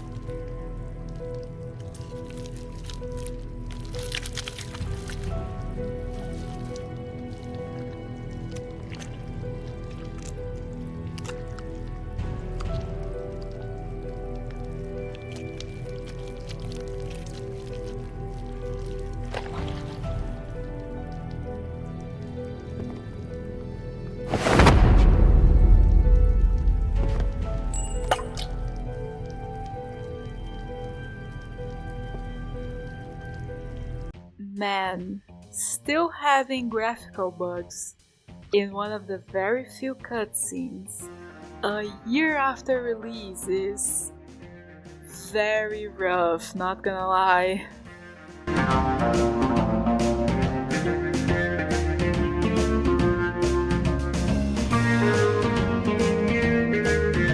Also, I was so pissed at the main character for dropping the key that I had to call it a day. Like, man, come on! I wouldn't have dropped it. Like, it's so against when you're startled, your muscles contract, and you would be trying to, release your arm, which means contracting your muscles to free yourself. So, you would grip the key tighter, not spasm and drop it to the floor. But okay. Water, bathrooms. Wait, they do use the first floor instead of ground floor here. Am I going crazy? I could have sworn they were using ground floor. Well, I'm not gonna go over the whole game again looking for floor inconsistencies, so I take that criticism back.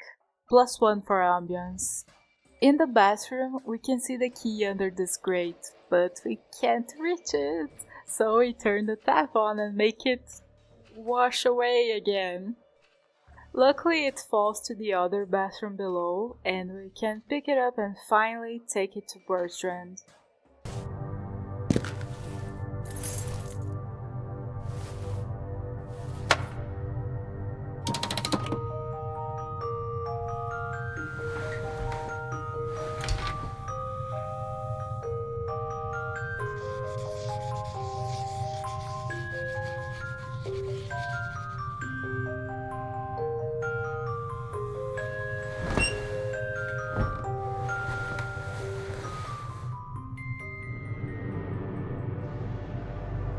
Okay, that's it? All that to look at a symbol that means nothing to us. Fantastic!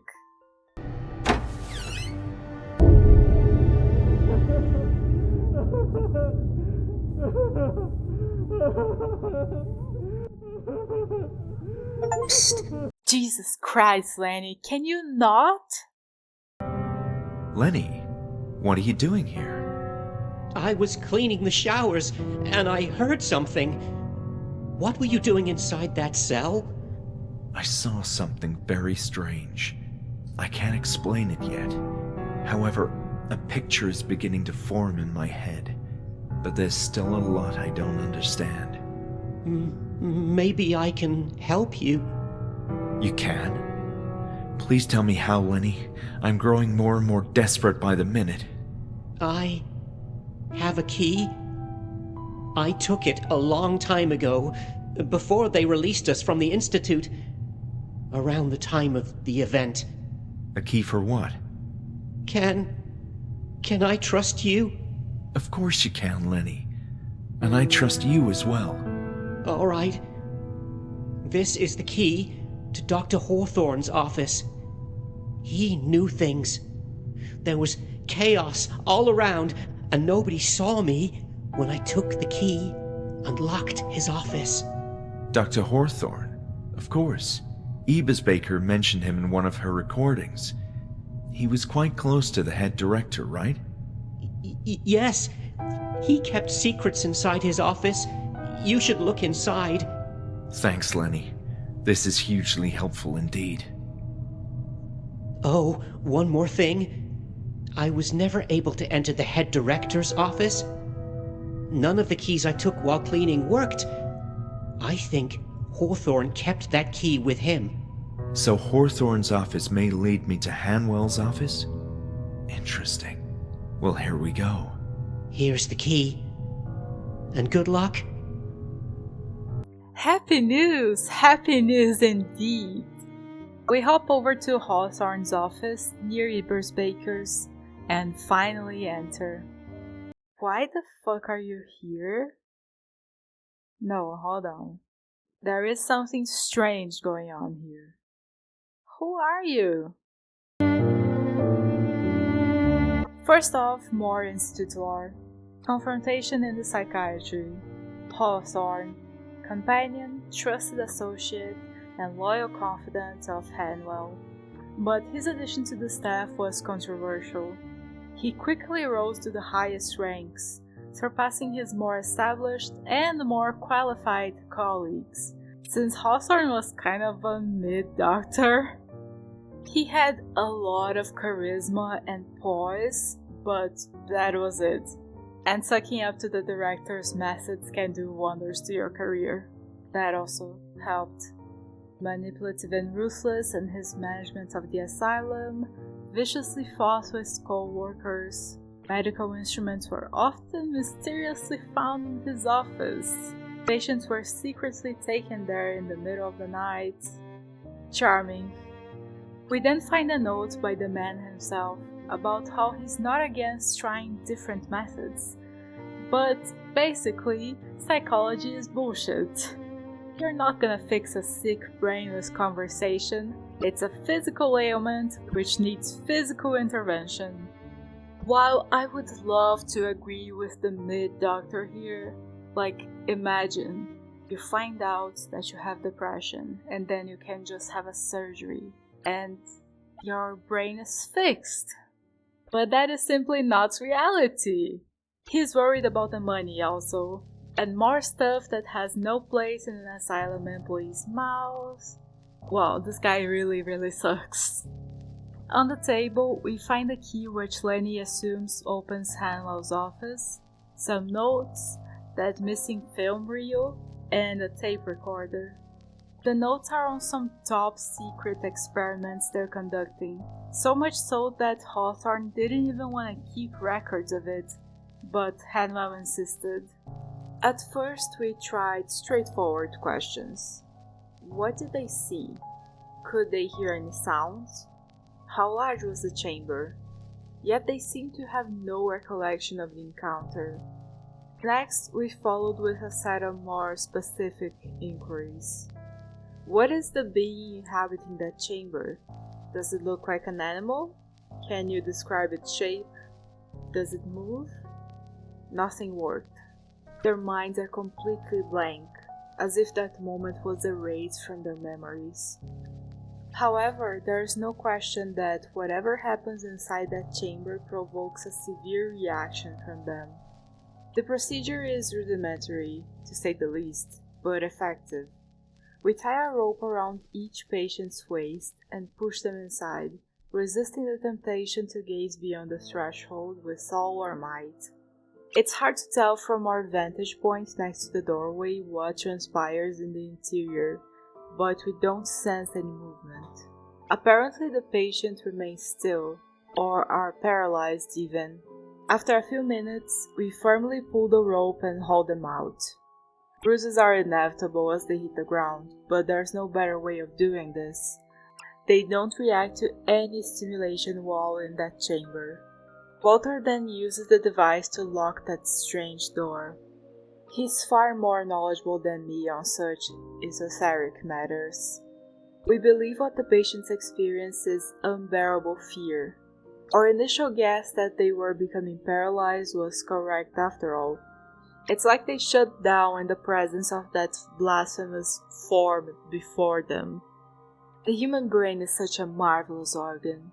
Even their deeply damaged minds react to protect them when they're in danger. As we drag them out of that ancient room, we can discern an expression of absolute dread on their faces.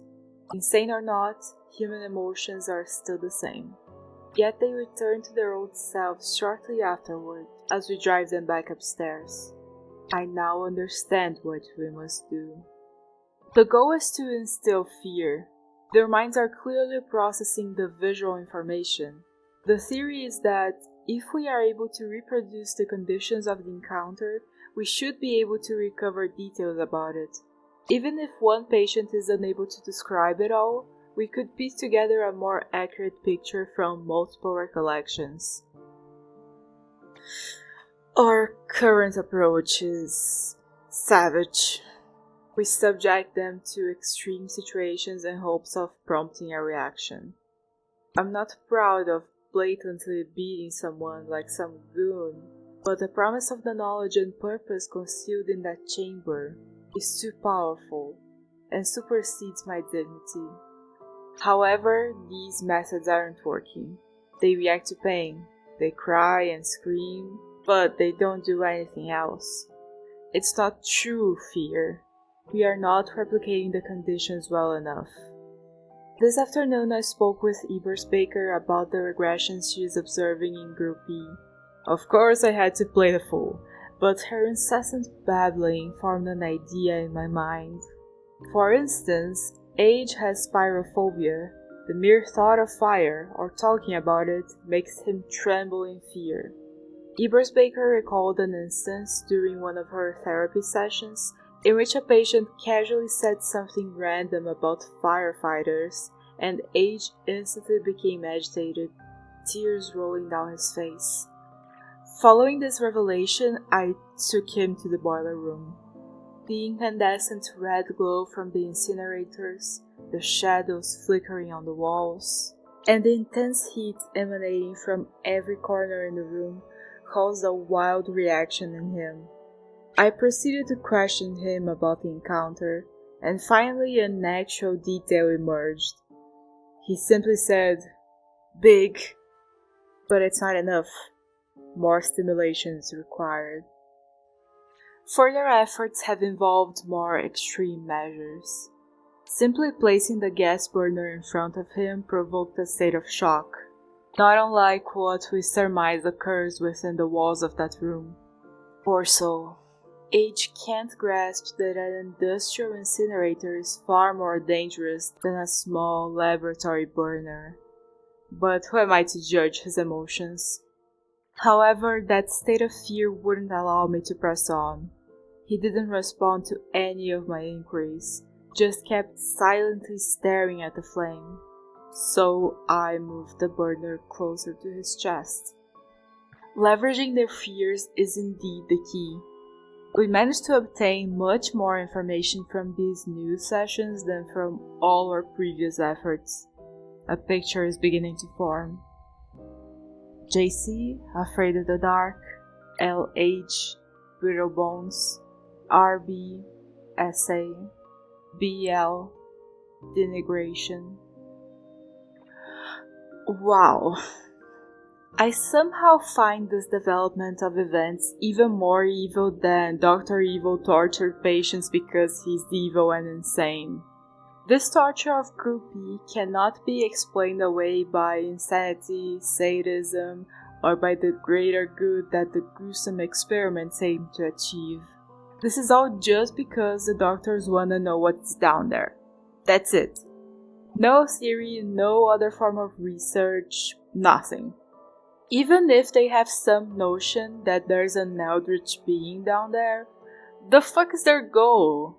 There's only 3 options when someone approaches an eldritch being. Either they're stupid and think that they can harness its powers in some way, they follow the being's religion, or it's the AI in a box concept in its most primitive form. We gotta help the ancient god that's been peacefully locked away since the dawn of time, because if we don't, we're not gonna be with it, which means that we're gonna be against it when someone eventually does help it. Hanwell and Hawthorne are being really careful not to expose their own selves in the research, so it doesn't seem like this first option. And the other two are really tall orders for men of science to delve into, with like no build up. Like they're men of science and suddenly they're following the Eldritch being into the darkness, you know? Which adds even more to the horror factor. They're torturing Groupie with their absolute worst fears just to see what happens. I mean, sadist torturers at least value human life in their own sick way as the only means to achieve their desires, but to these doctors, the patients are sensors, cheap lab equipment, nothing more. Anyways, let's listen to the recording that's waiting for us here. This is the next subject.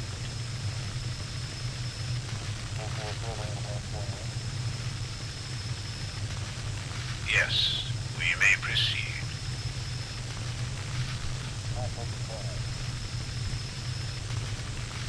Leave it to me. Hello, Leonard. Do you remember me? I'm Dr. Hawthorne. What do you want? Well, you may not remember this, but yesterday you went inside a place, a big room. We need to know what happened in there.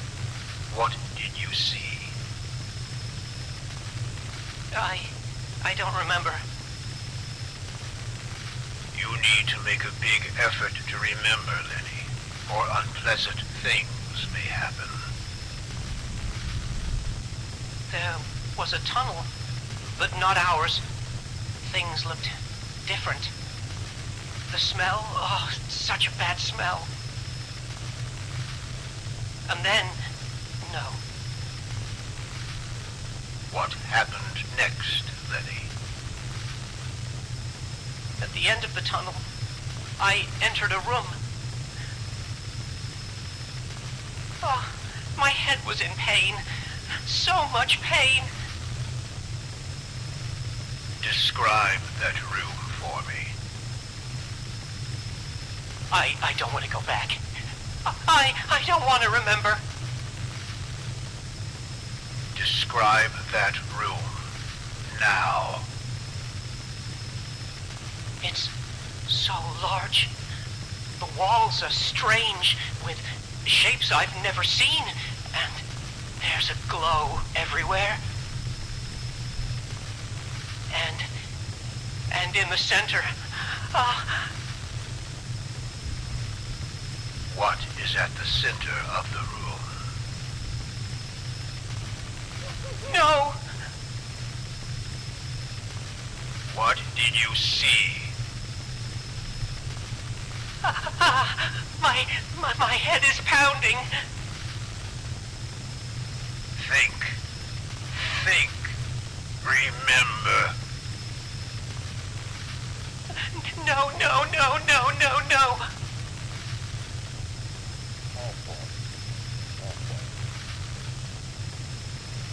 You must remember, Lenny, for our sakes.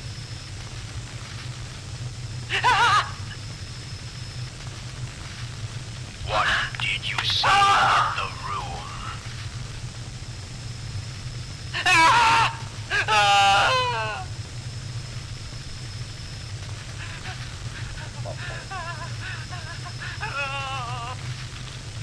I'll turn off the recorder until he's ready to speak again.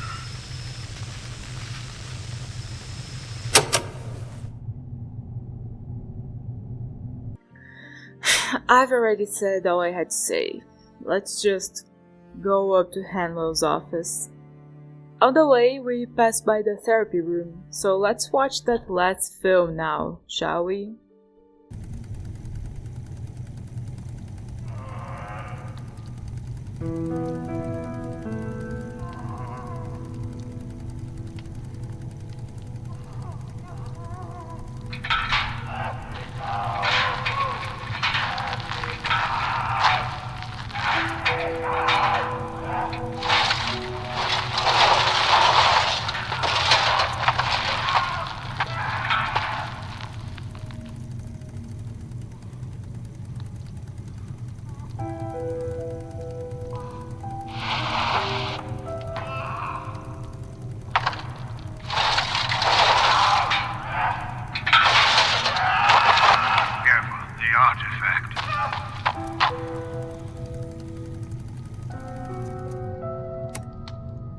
I remember reading that one of the inmates in Group E was scared of the dark.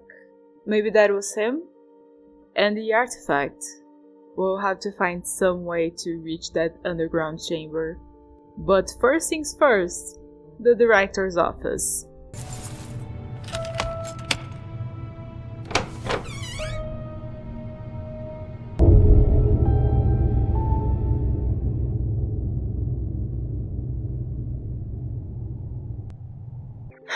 There are a lot of paintings here, including a portrait of the director himself. I actually really like this office. It feels like it's remained unopened for a long time, but without the bizarre withering that's present outside. There are paintings of a similar style, degrees and awards displayed on the wall, a personal library complete with specimens in a jar, and a Faust bust, I guess. There's even a hangout spot here. In a vacuum, it's nothing noteworthy, but compared to the rest of the game, it's what comes closest to how intentional each item and each moldy wall felt in the original scratches, which is something I really loved and appreciated in that game. Anyways, continuing our exploration, the MC very logically decides that, the archives are locked. Nothing in there for me. Sure. In one of the drawers, we find more Hanwell lore. The vision of Walter Hanwell. Blah blah blah, open to experimental methods, we already knew that. Oh damn! Here it says that the Strab, while being an amazing upgrade from the former method to collect brain samples, assembled 3 to 4 surgeons to open the skull and close it again. Quickly became obsolete since it was invented just before the MRI. That must have hurt. He focused on achieving results fast, disregarding ethical standards. Yeah, we know. In later years, Dr. Hanwell's interest shifted towards more holistic, perhaps even spiritual, methods for uncovering the secrets of the mind. Yeah, sure. Holistic. In another one of the drawers, we find a letter addressed to Dr. Miller.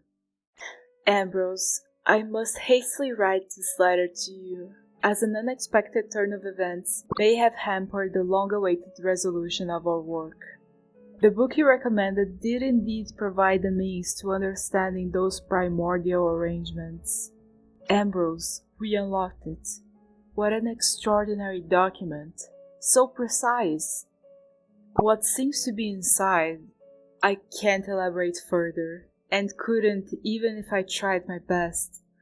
But unpenning extensive notes for posterity, we must act quickly. There is a plan in motion, so to speak. It's far from the scholarly treatment this immeasurably overdue encounter deserves, but circumstances are acting against us. We need visual information that few human beings are able to provide. However, as you rightfully said yourself, Providence is on our side. Ow.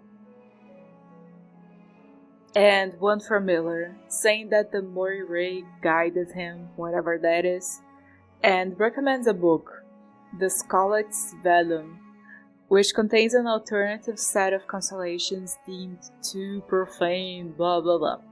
On top of the desk, we find some very interesting notes. We prepared to delve deeper into the tunnel. Alice had a few words with the security staff, playing the bad cop as usual, and warning them about patients often going missing, while I returned them to themselves. Afterwards, as things went quiet, we grabbed a lantern each and scouted the regions below the crevice. The smell was nearly unbearable as we traversed the tunnels. I could recognize the handiwork of our motley crew in carving out the walls. But suddenly the shape, or rather texture, of the tunnel began to change. It was still man-made, dare I say, but yet different. Clearly the result of more crude tools. The rocks had developed a shiny, slippery surface, massaged by the history of who knows how many countless centuries? Millennia? As we stepped forward, we noticed curious patterns on the stone walls, and also objects such as pots, effigies, and other fragments scattered on the ground, which were covered by a layer of spongy moss.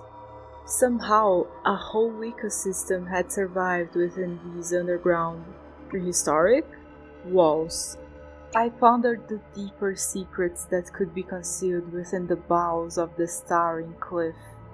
When I grabbed one of the items on the floor, my eyes were dazzled by the craftsmanship unlike anything I've seen in my life, not even in specialized publications or museums. It felt strangely alien, with hints of human crafting, yet at the same time it was not quite human. When I showed a weird sculpture to Alice, he seemed more excited than I expected and urged me to move forward. We resolved to move these fascinating objects to a location where we could properly research them. We both agreed that the third floor of the hospital, currently in disuse, would be a suitable spot. Third floor? Well, there it is. Needless to say, there was a mutual agreement to keep this find from the rest of the staff. The continued investigation of these newfound underground tunnels are far more important than the remodeling of the building. Alice warned me about expenses and such, but I dismissed such mundane considerations. Words aren't enough to convey my excitement. My hands are shaking with adrenaline as I transcribe this account. What we found at the end of the tunnel, it is beyond our comprehension. An ultimate, glorious secret, right here beneath us. Alice, impetuous as he is, motioned for us to go in, but I caught a glimpse of his presence, which was enough to paralyze my body and mind for what seemed like an eternity. Yet a fleeting moment must have passed as I grabbed Alice's arm and ordered him to stop. We cannot go in. Our rational minds wouldn't be able to stand it. The same patients from Group E as before are the key to making progress. It's nothing short of a miracle that our financial woes prompted us to resort to using our own patients to conduct the work rather than a professional construction crew. The patients have no idea what we found, and even if they spoke out, who would believe them? Tunnels? Weird smells? Strange artifacts? An idea is forming in my head. I'm sure Alice will agree. It turns out their fears are more useful than we thought. They've helped us come closer to the entity. I've no other words to describe him now. No rational mind can withstand his sight. After all, what do we know about reality? It's all merely electric impulses traversing our neurons. But if an alien being operates beyond the limits of our comprehension, those impulses would fry our brains, unless our minds aren't operating correctly to begin with. They are indeed able to visualize something we couldn't possibly process with our sane minds. The fear they experience when they enter that chamber is evidently unbearable, according to their own testimonies, even worse than long-standing fears from their own past. Yet something sticks in their damaged brains. We are unable to recover that information unless we somehow reproduce the same emotional conditions as those the patients had upon entering the chamber. So far, we've been able to recover one piece of knowledge from each one by stimulating them to experience their past fears using various methods. If we put everything together, then maybe. An unexpected turn of events. All patients presented to the entity have developed an anomaly. Something physical has changed in them. As far as we can tell, they're all developing brain tumors. Why this is happening, we can only guess, but the evidence is unquestionable. Is it that even their damaged minds can't withstand the glorious sight of the being underneath? Or is there a deeper meaning behind this alteration in their physiognomies? We have no choice but to further investigate these tumors, yet we can't do it alone. The extracted tissues must be subject to standard procedures, and thus thoroughly analyzed by our pathologists. For obvious reasons, the source and nature of the masses can't be disclosed. We can't just drop them on their tables either, as questions would be asked. It's a blessing as it is that the strab is working properly and leaves no scar, but we can't push our luck. Ebersbacher is growing suspicious. We toyed around with the idea of firing her, but that might draw attention that we can't afford right now. Alice had the brilliant idea of stimulating tumor growth in the same rodents already assigned to oncology. It's another fortunate coincidence that they're genetically similar enough to humans. Soon they will be studied and we'll get the information we desperately need. Alice will take note of the identification tag and watch the team closely. We established that for a tumor to manifest, one must remain in his presence for a certain period of time. Still, I asked Alice to subject me to a brain biopsy after my fleeting glimpse of those unfathomable shapes during our first time in that tunnel, just to be sure. I'm safe. Something isn't right. The patients, they're acting differently. It's difficult to pinpoint in what manner. They simply don't feel the same. Last night, Age was found lost in the basement and we didn't take him there. Also, Elle is known to experience absence seizures, but today I observed him in the yard and he spent many hours just staring at the ground below him. They act as if... No, that can't be. Why would they? We must do something, and soon. Ebersbacher is bound to notice. I'll have Alice recommend shock therapy in the case of Elle. We risk an uproar, but there's no other option. Yay! Brain tumor to explain everything away as just a hallucination, if need be. Okay, let's not panic. First, we gotta figure out if we actually do have a tumor in our brain. First, to get a sample of evil tissue. There are 5 things in jars in the museum, but we don't know which one is the one we need. Dr. Miller isn't in the lab anymore, so we can mess with the rat. Using the hydrochloric acid? Sure! By the way, the state of decay of this rat is also very strange. It looks like it just died a couple of days ago, but this thing was around while the institute was still running, so...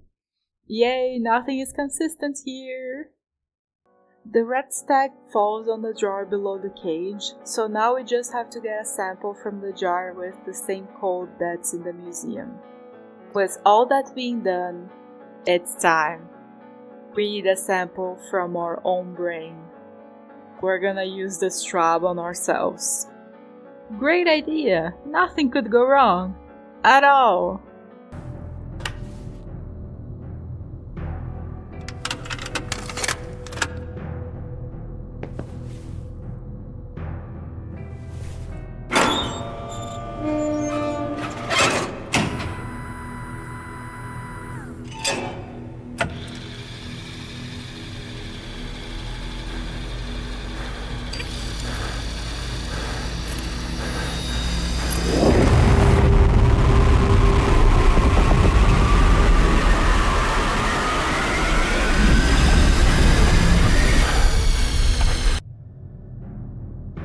See?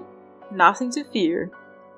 Now we take our plasma, carefully put it on the other side of this glass slide, and let's look through the microscope.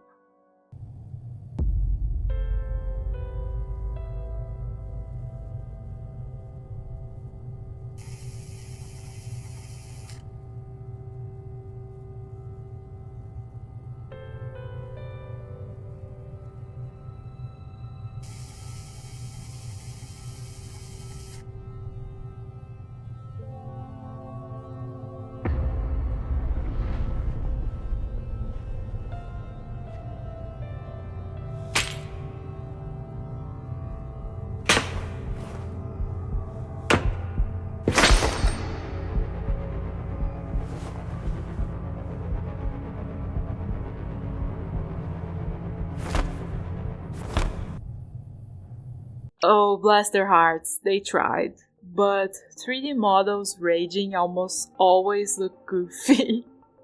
At least to me, they always give off the impression that they hit as hard as plushies. So, yay, brain tumor to explain away anything that doesn't make sense. Listen, the brain tumor thing... Ooh, is the Eldritch being real? Is it the mold? Or is it the tumor? It can be a nice way of leaving things open to interpretation, but we've already gone over quite a few story inconsistencies, and don't worry, there's more! So it doesn't really feel like intentional storytelling. It feels like a one-size-fits-all excuse the devs can point to because, well, the MC is an unreliable narrator, he has a brain tumor. But anyways, let's...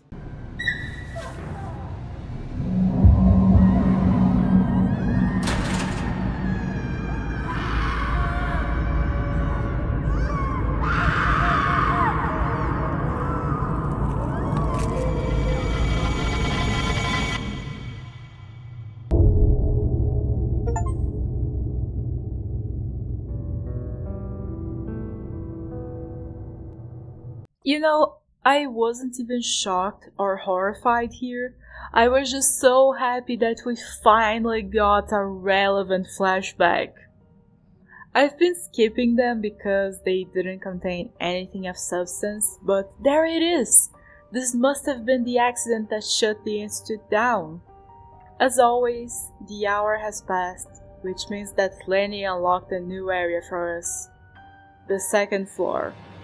It is in even worse condition than the previous areas. Sure, just sure. Up here, there's a theater where we find Lenny, sitting by himself, staring at an empty stage, and we can find his patient file on one of the seats. The only news is that he suffers from myelodysplastic syndrome, which is a type of cancer where the bone marrow produces immature blood cells, which often turns into leukemia, as is the case with Lenny. He's extremely frail because of that. Yeah, and Drs. Age and Age decided to use him in the construction works. Brilliant idea, guys, keep it up. You have like 300 patients and you chose Lenny, the guy with glass bones. Fantastic. Talking to him, blah blah blah, he's watching the show, he doesn't want to talk, it's best if we don't remember, and we say that we can't afford to lose our mind again. We want to remain in control. Ah, Lenny, what did they do to you in that recording? That was awful. Yeah, it was. Down below there's something that they want. Only we can see it. Some of these conversations are mandatory to progress, by the way. Even if it feels like we're walking in circles and we already knew all that, nope, we gotta talk, regardless. It's so boring and frustrating, like, Lenny obviously can't tell us anything else, but still we need to talk to him. Continuing forward. Attention Julia and all personnel. The high-risk patient has escaped again. He is very violent, more than usual. I believe he's rushing toward the 3rd floor. Proceed with extreme caution. Uh-oh.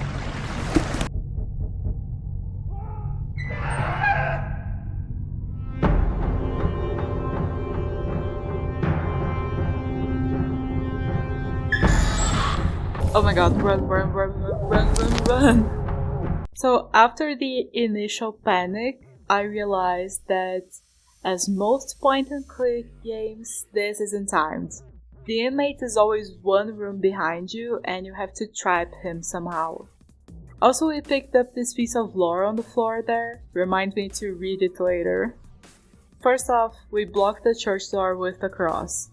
Now the high-risk gonna keep banging on it eternally. We still have to secure the other door that leads to that room though, just to be sure. And we've easily trapped him.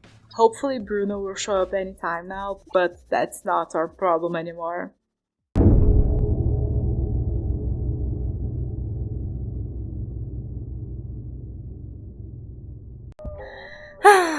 Let's relax with some light reading. Chapter 10. The Fall of the Hanwell Mental Institute. As if signaled by heightening tensions, an unprecedented incident catapulted Hanwell Mental Institute into chaos and confusion. An unsupervised patient mutilated herself in the most vicious way imaginable. The exact details of the episode continue to be unclear to this day, but the remaining staff at Hanwell spoke of a grotesque scene beyond the limits of human comprehension, which prompted something akin to a rebellion within the encaging walls of the hospital. Word spread fast, and authorities who had already set their sights on the establishment were quick to act. Had it been an isolated affair, the conclusion of this chronicle might have been different, but the combination of disenchanted employees, wild rumors, and growing public scrutiny spelled doom for Hanwell Mental Institute. In a heartbeat, authorities swarmed inside the building with a warrant order, apparently having prepared in advance for just such an occasion. What follows next is a tale of mayhem. Documents were seized, staff members taken into custody, as much of the facility equipment shut down. In the blink of an eye, Hanwell Mental Institute simply stopped functioning. The building was evacuated almost immediately, and all of its patients were redistributed across a number of smaller but more modern facilities. Of the executive staff, Dr. Ann Ebersbaker turned out to be the most cooperative, speaking during interviews about the oppressive nature of her working environment. Dr. Ellis Hawthorne was found in the basement of the building, seemingly attempting to evade the authorities. This fact deeply damaged his legal case, as it followed grave accusations against him from the staff that were further supported in the statements made by Dr. Ebersbaker. Dr. Hawthorne sought refuge behind a team of lawyers and continues to be embroiled in trials to this day. Dr. Walter Hanwell could not be found inside the building at the time of the raid. However, he willingly presented himself for questioning at a local police station some days after the grim streak of events. It transpired that Dr. Hanwell corroborated all of Dr. Ebersbaker's claims, thus sealing the fate of his loyal right-hand man and apparent friend, Dr. Hawthorne. Those who interacted with the once world-famous surgeon during these climatic moments were perplexed by his neglected appearance, so unlike that of the figure who once commanded so much authority and respect. No case could be built against Dr. Hanwell himself, who disappeared from public life shortly afterward, never again working in the field of medicine. More recently, a few years after the interlude of depravity that became the downfall of Hanwell Mental Institute, the possibility of rehabilitating the symbolic building has resurfaced. Once again, Dr. Ambrose Miller, who is closely acquainted with its history, has expressed interest in helming efforts to return the establishment to its glory days. The end. No, wait, chapter 7 is missing. I'll look for it later. For now, there is a suspicious-looking door here demanding your attention.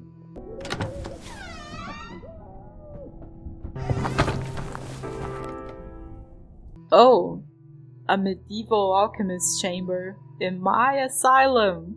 It's more likely than you think. Here we can see occult books, arcane pulpits, bones, and what seems to be the symbol Bertrand tried to reproduce. We can open the stone, but the MC says that he doesn't feel mentally prepared to delve into it. On the table, there are these weird sketches and some notes on whatever it is that's going on here. I feel nearly drunk at the prospect of harnessing all that power. We can't stop until his mysteries have been fully unraveled. I'm ready to exhaust all my resources, sacrifice anything and anyone until our goals are met. This is greater than mankind itself, even greater than me. This is the right symbol, I know it. The next step is to translate the logograms, which won't be an easy task considering the poor state of the stone slabs. So many millennia, epochs of abandonment. But how? This finding predates any recorded history of scientific research. There's no written account of the servants anywhere else. I'm not even sure that's the proper translation. We are completely on our own. It's imperative that we focus on the task at hand and make no compromises if we're to succeed. We may well be the first civilized and sane human beings to ever gaze into the innards of this mountain. If what I suspect is true, what awaits inside grants the means to ultimate enlightenment. The permanence of actuality at our disposal. Servants is far from an accurate word, but there's no better way to describe them with the meager information we found. Contrary to other ancient tribes, chief among them the so-called Dalmar, who at least had a sense of purpose in keeping a vicious god at bay, the servants sought to commune with a benign, malignant entity. I wouldn't call this a goal per se, but rather a way to exist. The servants sensed, as much as their primitive nature permitted, the formidable but alluring power of the entity. To achieve this communion, these earliest beings would make use of psychoactive substances, or ethogens, as they're referred to in recent times, to reach the state of Genocide, the true meaning of existence. Consider the implications of this fact.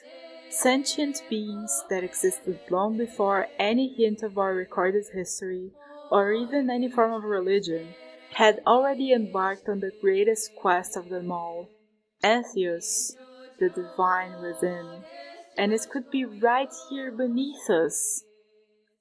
Examples of entheogens include ayahuasca, peyote, and psilocybin. It seems, as far as I can surmise, that the servants required some sort of mind shield to face the obtruse presence of the entity. This corroborates my other findings, yet I can't synthesize the prehistoric entheogens exploited by the servants. We lack that information. However, if shielding your mind is the key, then perhaps... The best word I found to describe the entity is falot. Granted, there's likely a better term for it, but I'm unable to make sense out of every glyph. The servants thought so little of themselves in the close presence of falot that they failed to name their race in any way. It's the supreme surrender of will, the epitome of self-hatred and shameful submission under the influence of a foreign power. Imagine for a moment the fate reserved for a culture of people that would surrender themselves at the behest of a pre-natural being whose concerns were far detached from their own. But luckily, nothing of the sort ever happened. Whatever substances the primitive servants used, they didn't succeed in merging with the otherworldly visitor. The entire course of our history could have been so different had an inferior mind communed. And so Falot still waits, forbearing as ever. Falot is wise, an entity enlightened far beyond our human condition, and also infinitely patient. He remains rooted within the bowels of our earth until the right vessel comes, and he is willing to wait another insurmountable passage of time until that happens and he finally breaks free to traverse the geometry of our world. Time has no meaning to him. Of course, a lower prehistoric species couldn't have tamed this illimitable power, but I have other means. Who is in control? That's the key. We naively think that we are in command of our lives, but the fabric of modern society shapes our fate by means of overwhelming information. Our minds begin to malfunction, and thus we surrender to the unbearable noise, sucking away our vitality, a dissonance perceived even on the mere page of a newspaper. Fallows also makes use of noise, but it's a different kind of disturbance. He delves deep into your mind.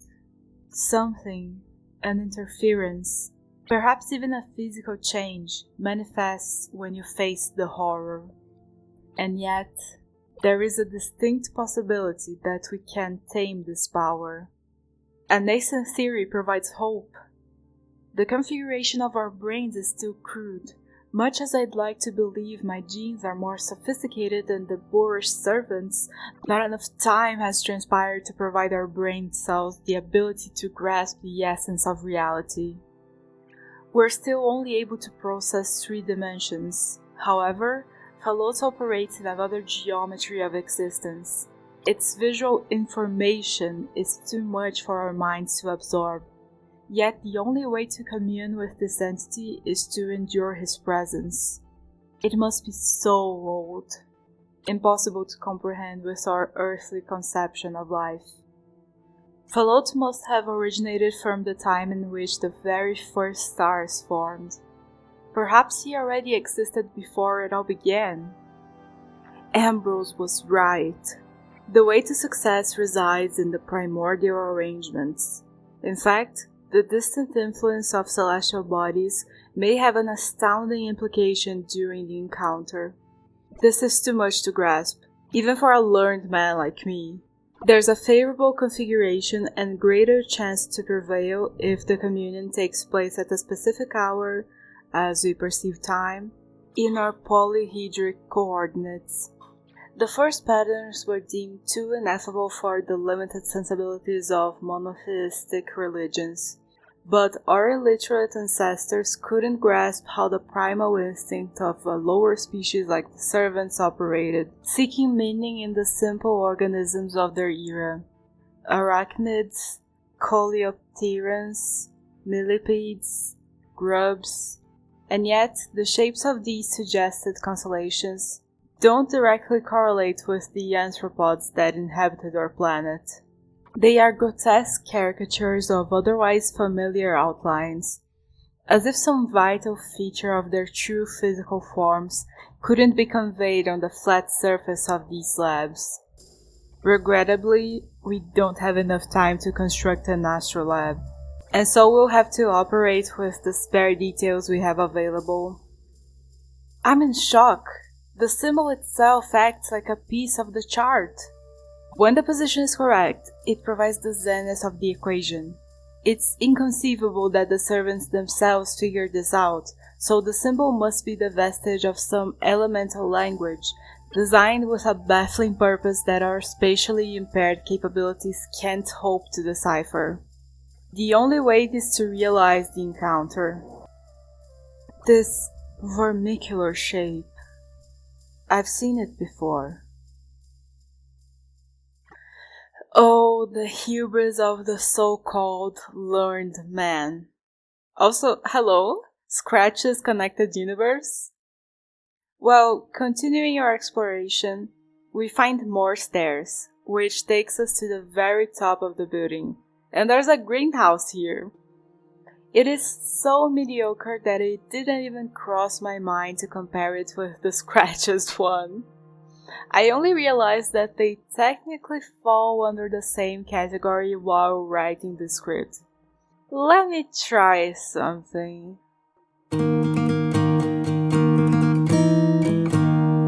Yep. Sandscape, if you're watching this right now, I have 2 words for you. Saturation 80. In case this isn't standardized, I'm editing on Kden Live. The default saturation is 125, which sounds weird, but 125 is just how the video looks naturally. I don't know. Dial it down to 80. Perfect. We can walk out into the balcony here, and the sky looks a little weird if you look at it for too long, but it's a major improvement. Good job. Out here we can get an oil can. Hold on, there was something that was rusty and needed oil. I remember reading that, but where? Oh right, the mining cart. Down below. Wow, I didn't realize we were this close to the ending already. I mean, sure, we've been learning about Group E, Rebecca and Lenny in particular, but what exactly do we know about ourselves? Yeah, exactly. Anyways, I actually like this area, minus the light spot from nowhere. Fellas, it's really cloudy, there's no way the moon is doing that. But there's nothing else to be done out here. Ciao. Back inside, we can see yet another valve without a valve. Ask me if I remember where the other ones are. I don't. Well, let's go down below to use the soil can on the cart and then meet God, I guess. Actually, now that we have the keys, can we... Yeah, we can. And we're going down to the sewers. And there's a valve here. And a door with 4 thingies. Okay, let's keep it moving, people. No time for my getting lost a billion times. The first one is in the hydrotherapy room. Boom. Second one was on this outside corridor here. Boom. Third one we just saw in the greenhouse. Boom. And the last one is the one in the sewers. Boom. Let's see what's in this vault.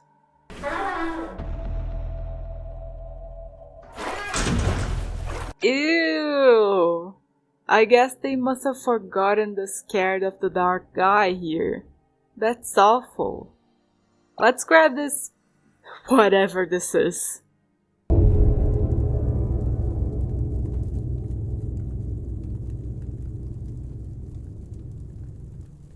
Well, we seem to have everything to go into the endgame, but we're still missing a patient file and a lore chapter, so let's find those first. The file is in the boiler room about one Jonas Crawford. That's when I realized that all members of Group E are accounted for. Jonas is the one who was scared of the dark. Lenny and Bertrand are here. Hudson is in the morgue. And Rebecca... well... so who the fuck are we? It's not like our file is still hidden with the beast down below. There are no collection spots left. So, what's going on? The last lore chapter is conveniently placed in the construction room, and it's on the conversion from the Kirkbride system to the unit system. The goal was to curb Kirkbride's shortcomings and make needed expansions easier, but it bears repeating. The problem wasn't the architecture, it was the budget cuts. Sure, the unit system is more efficient, but you're not gonna fix your Kirkbride problems by investing money that you don't have into half-assed renovations. So yeah, keep blaming everyone but corrupt politicians. Go right ahead. Well, it's time. We fix the mining cart and send it flying into the planks, opening the way for us.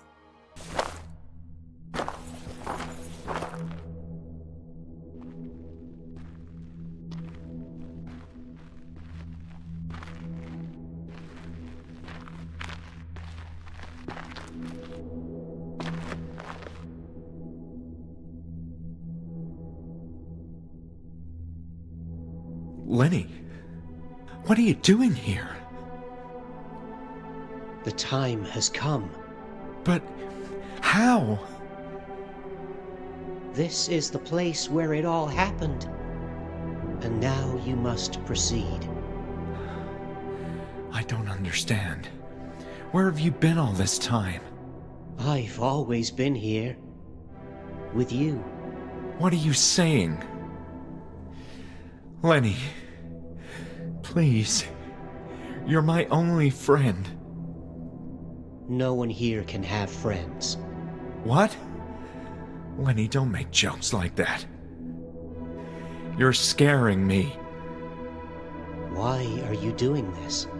Why am I? I need to understand. I want peace. Then go. The answer lies at the end of this tunnel. Lenny. I must go now.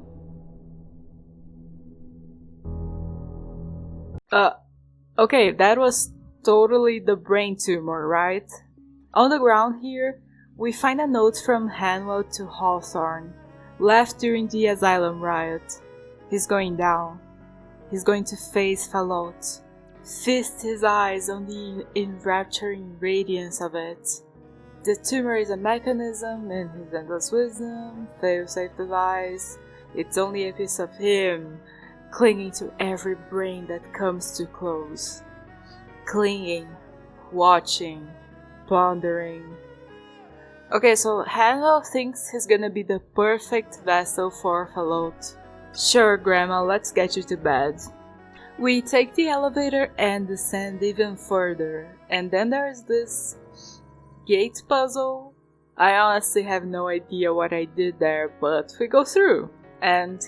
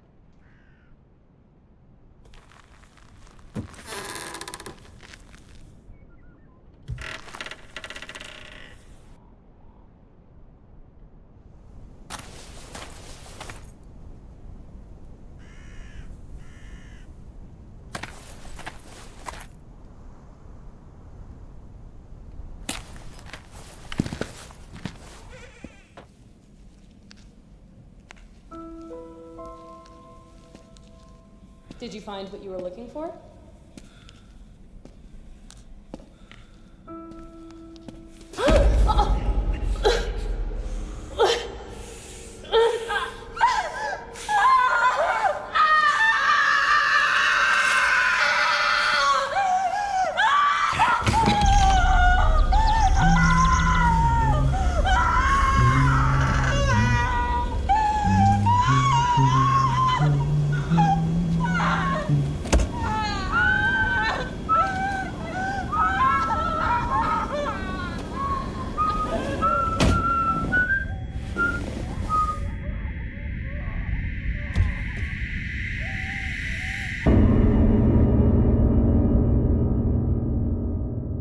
And that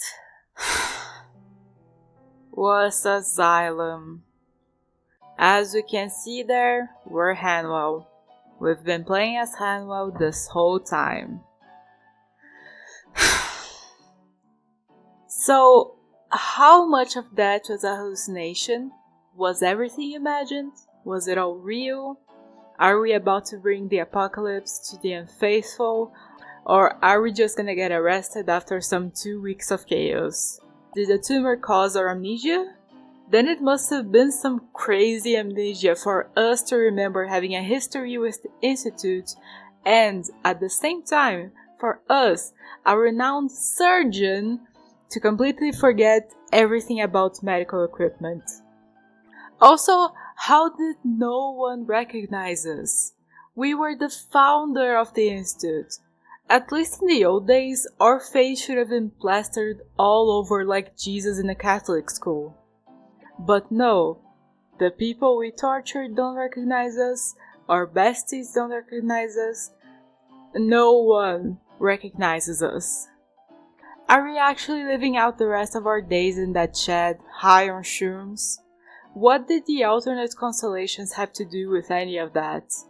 And remember when the MC said that he didn't like lab coats, especially worn by doctors, ever since he was treated here?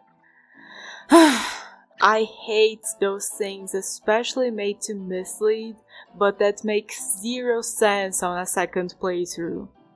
So yeah, this ending sucks. It's somewhat common in more modern horror games to have a bad ending like this, but here's the thing.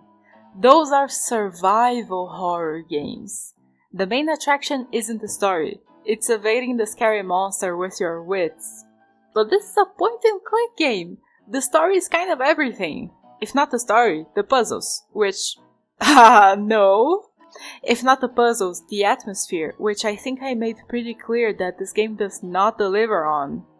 This is not the game to go all FNAF, oh you gotta create theories and discuss and interpret to get even a sliver of satisfaction. It's just not. And the build-up isn't even good either. I've played through games where yeah, the ending sucks, but the lead up to it was cool, so I wasn't mad. I kind of value most parts of the story equally. In ASYLUM there are some amazing ideas, but they're not handled properly. For example, the idea of the story is really cool, and it could have been such an amazing plot twist. Imagine a game with such a generic title, feeling very standard and generic at first, and then not falling into either of the two ASYLUM horror tropes. Medical malpractice, or a medical malpractice but the ghosts are mad. I'm not saying it's never been done, but I can't remember any other movies or games or whatever that went the eldritch horror medical malpractice path. But then the execution falls flat on its face. You gotta have faith in your story and you gotta swing. Sandscape just went, oh yeah, I guess there's a god other than time itself hiding under the ASYLUM. IDK though. On yet another lackluster note, was I scared at any point? The part with the inmates in the bathroom was pretty tense, and anytime I had to walk through that corridor up to the end of the game, I'd always be like, naked man jump scare. But it never happened. The high-risk cells have a pretty effective atmosphere, but since I knew that the only one down there was our musician friend, and he was always either absent, playing music, or sedated, I didn't worry at all. Story implications aside, imagine if another high-risk showed up down there out of nowhere. Like, ooh, you thought there was only one, but there's actually two! Would have been sick. But other than that, no, I wasn't scared. Yet another downgrade when compared with Scratches. All of this is so sad because look at what the dev is capable of. I did praise ASYLUM every now and then throughout the course of this video, and all of that still stands. It's not all bad, but for $25, I can't unrecommend this enough. I bought it on sale and it still hurts. I'm still willing to give their next title, whatever it is, a shot, if only in honor of the old times. But man, this was such a massive disappointment. Thank you so much for watching. Like, comment, subscribe, blah blah blah blah, and I'll make more videos if a never doesn't fall on my head. Bye!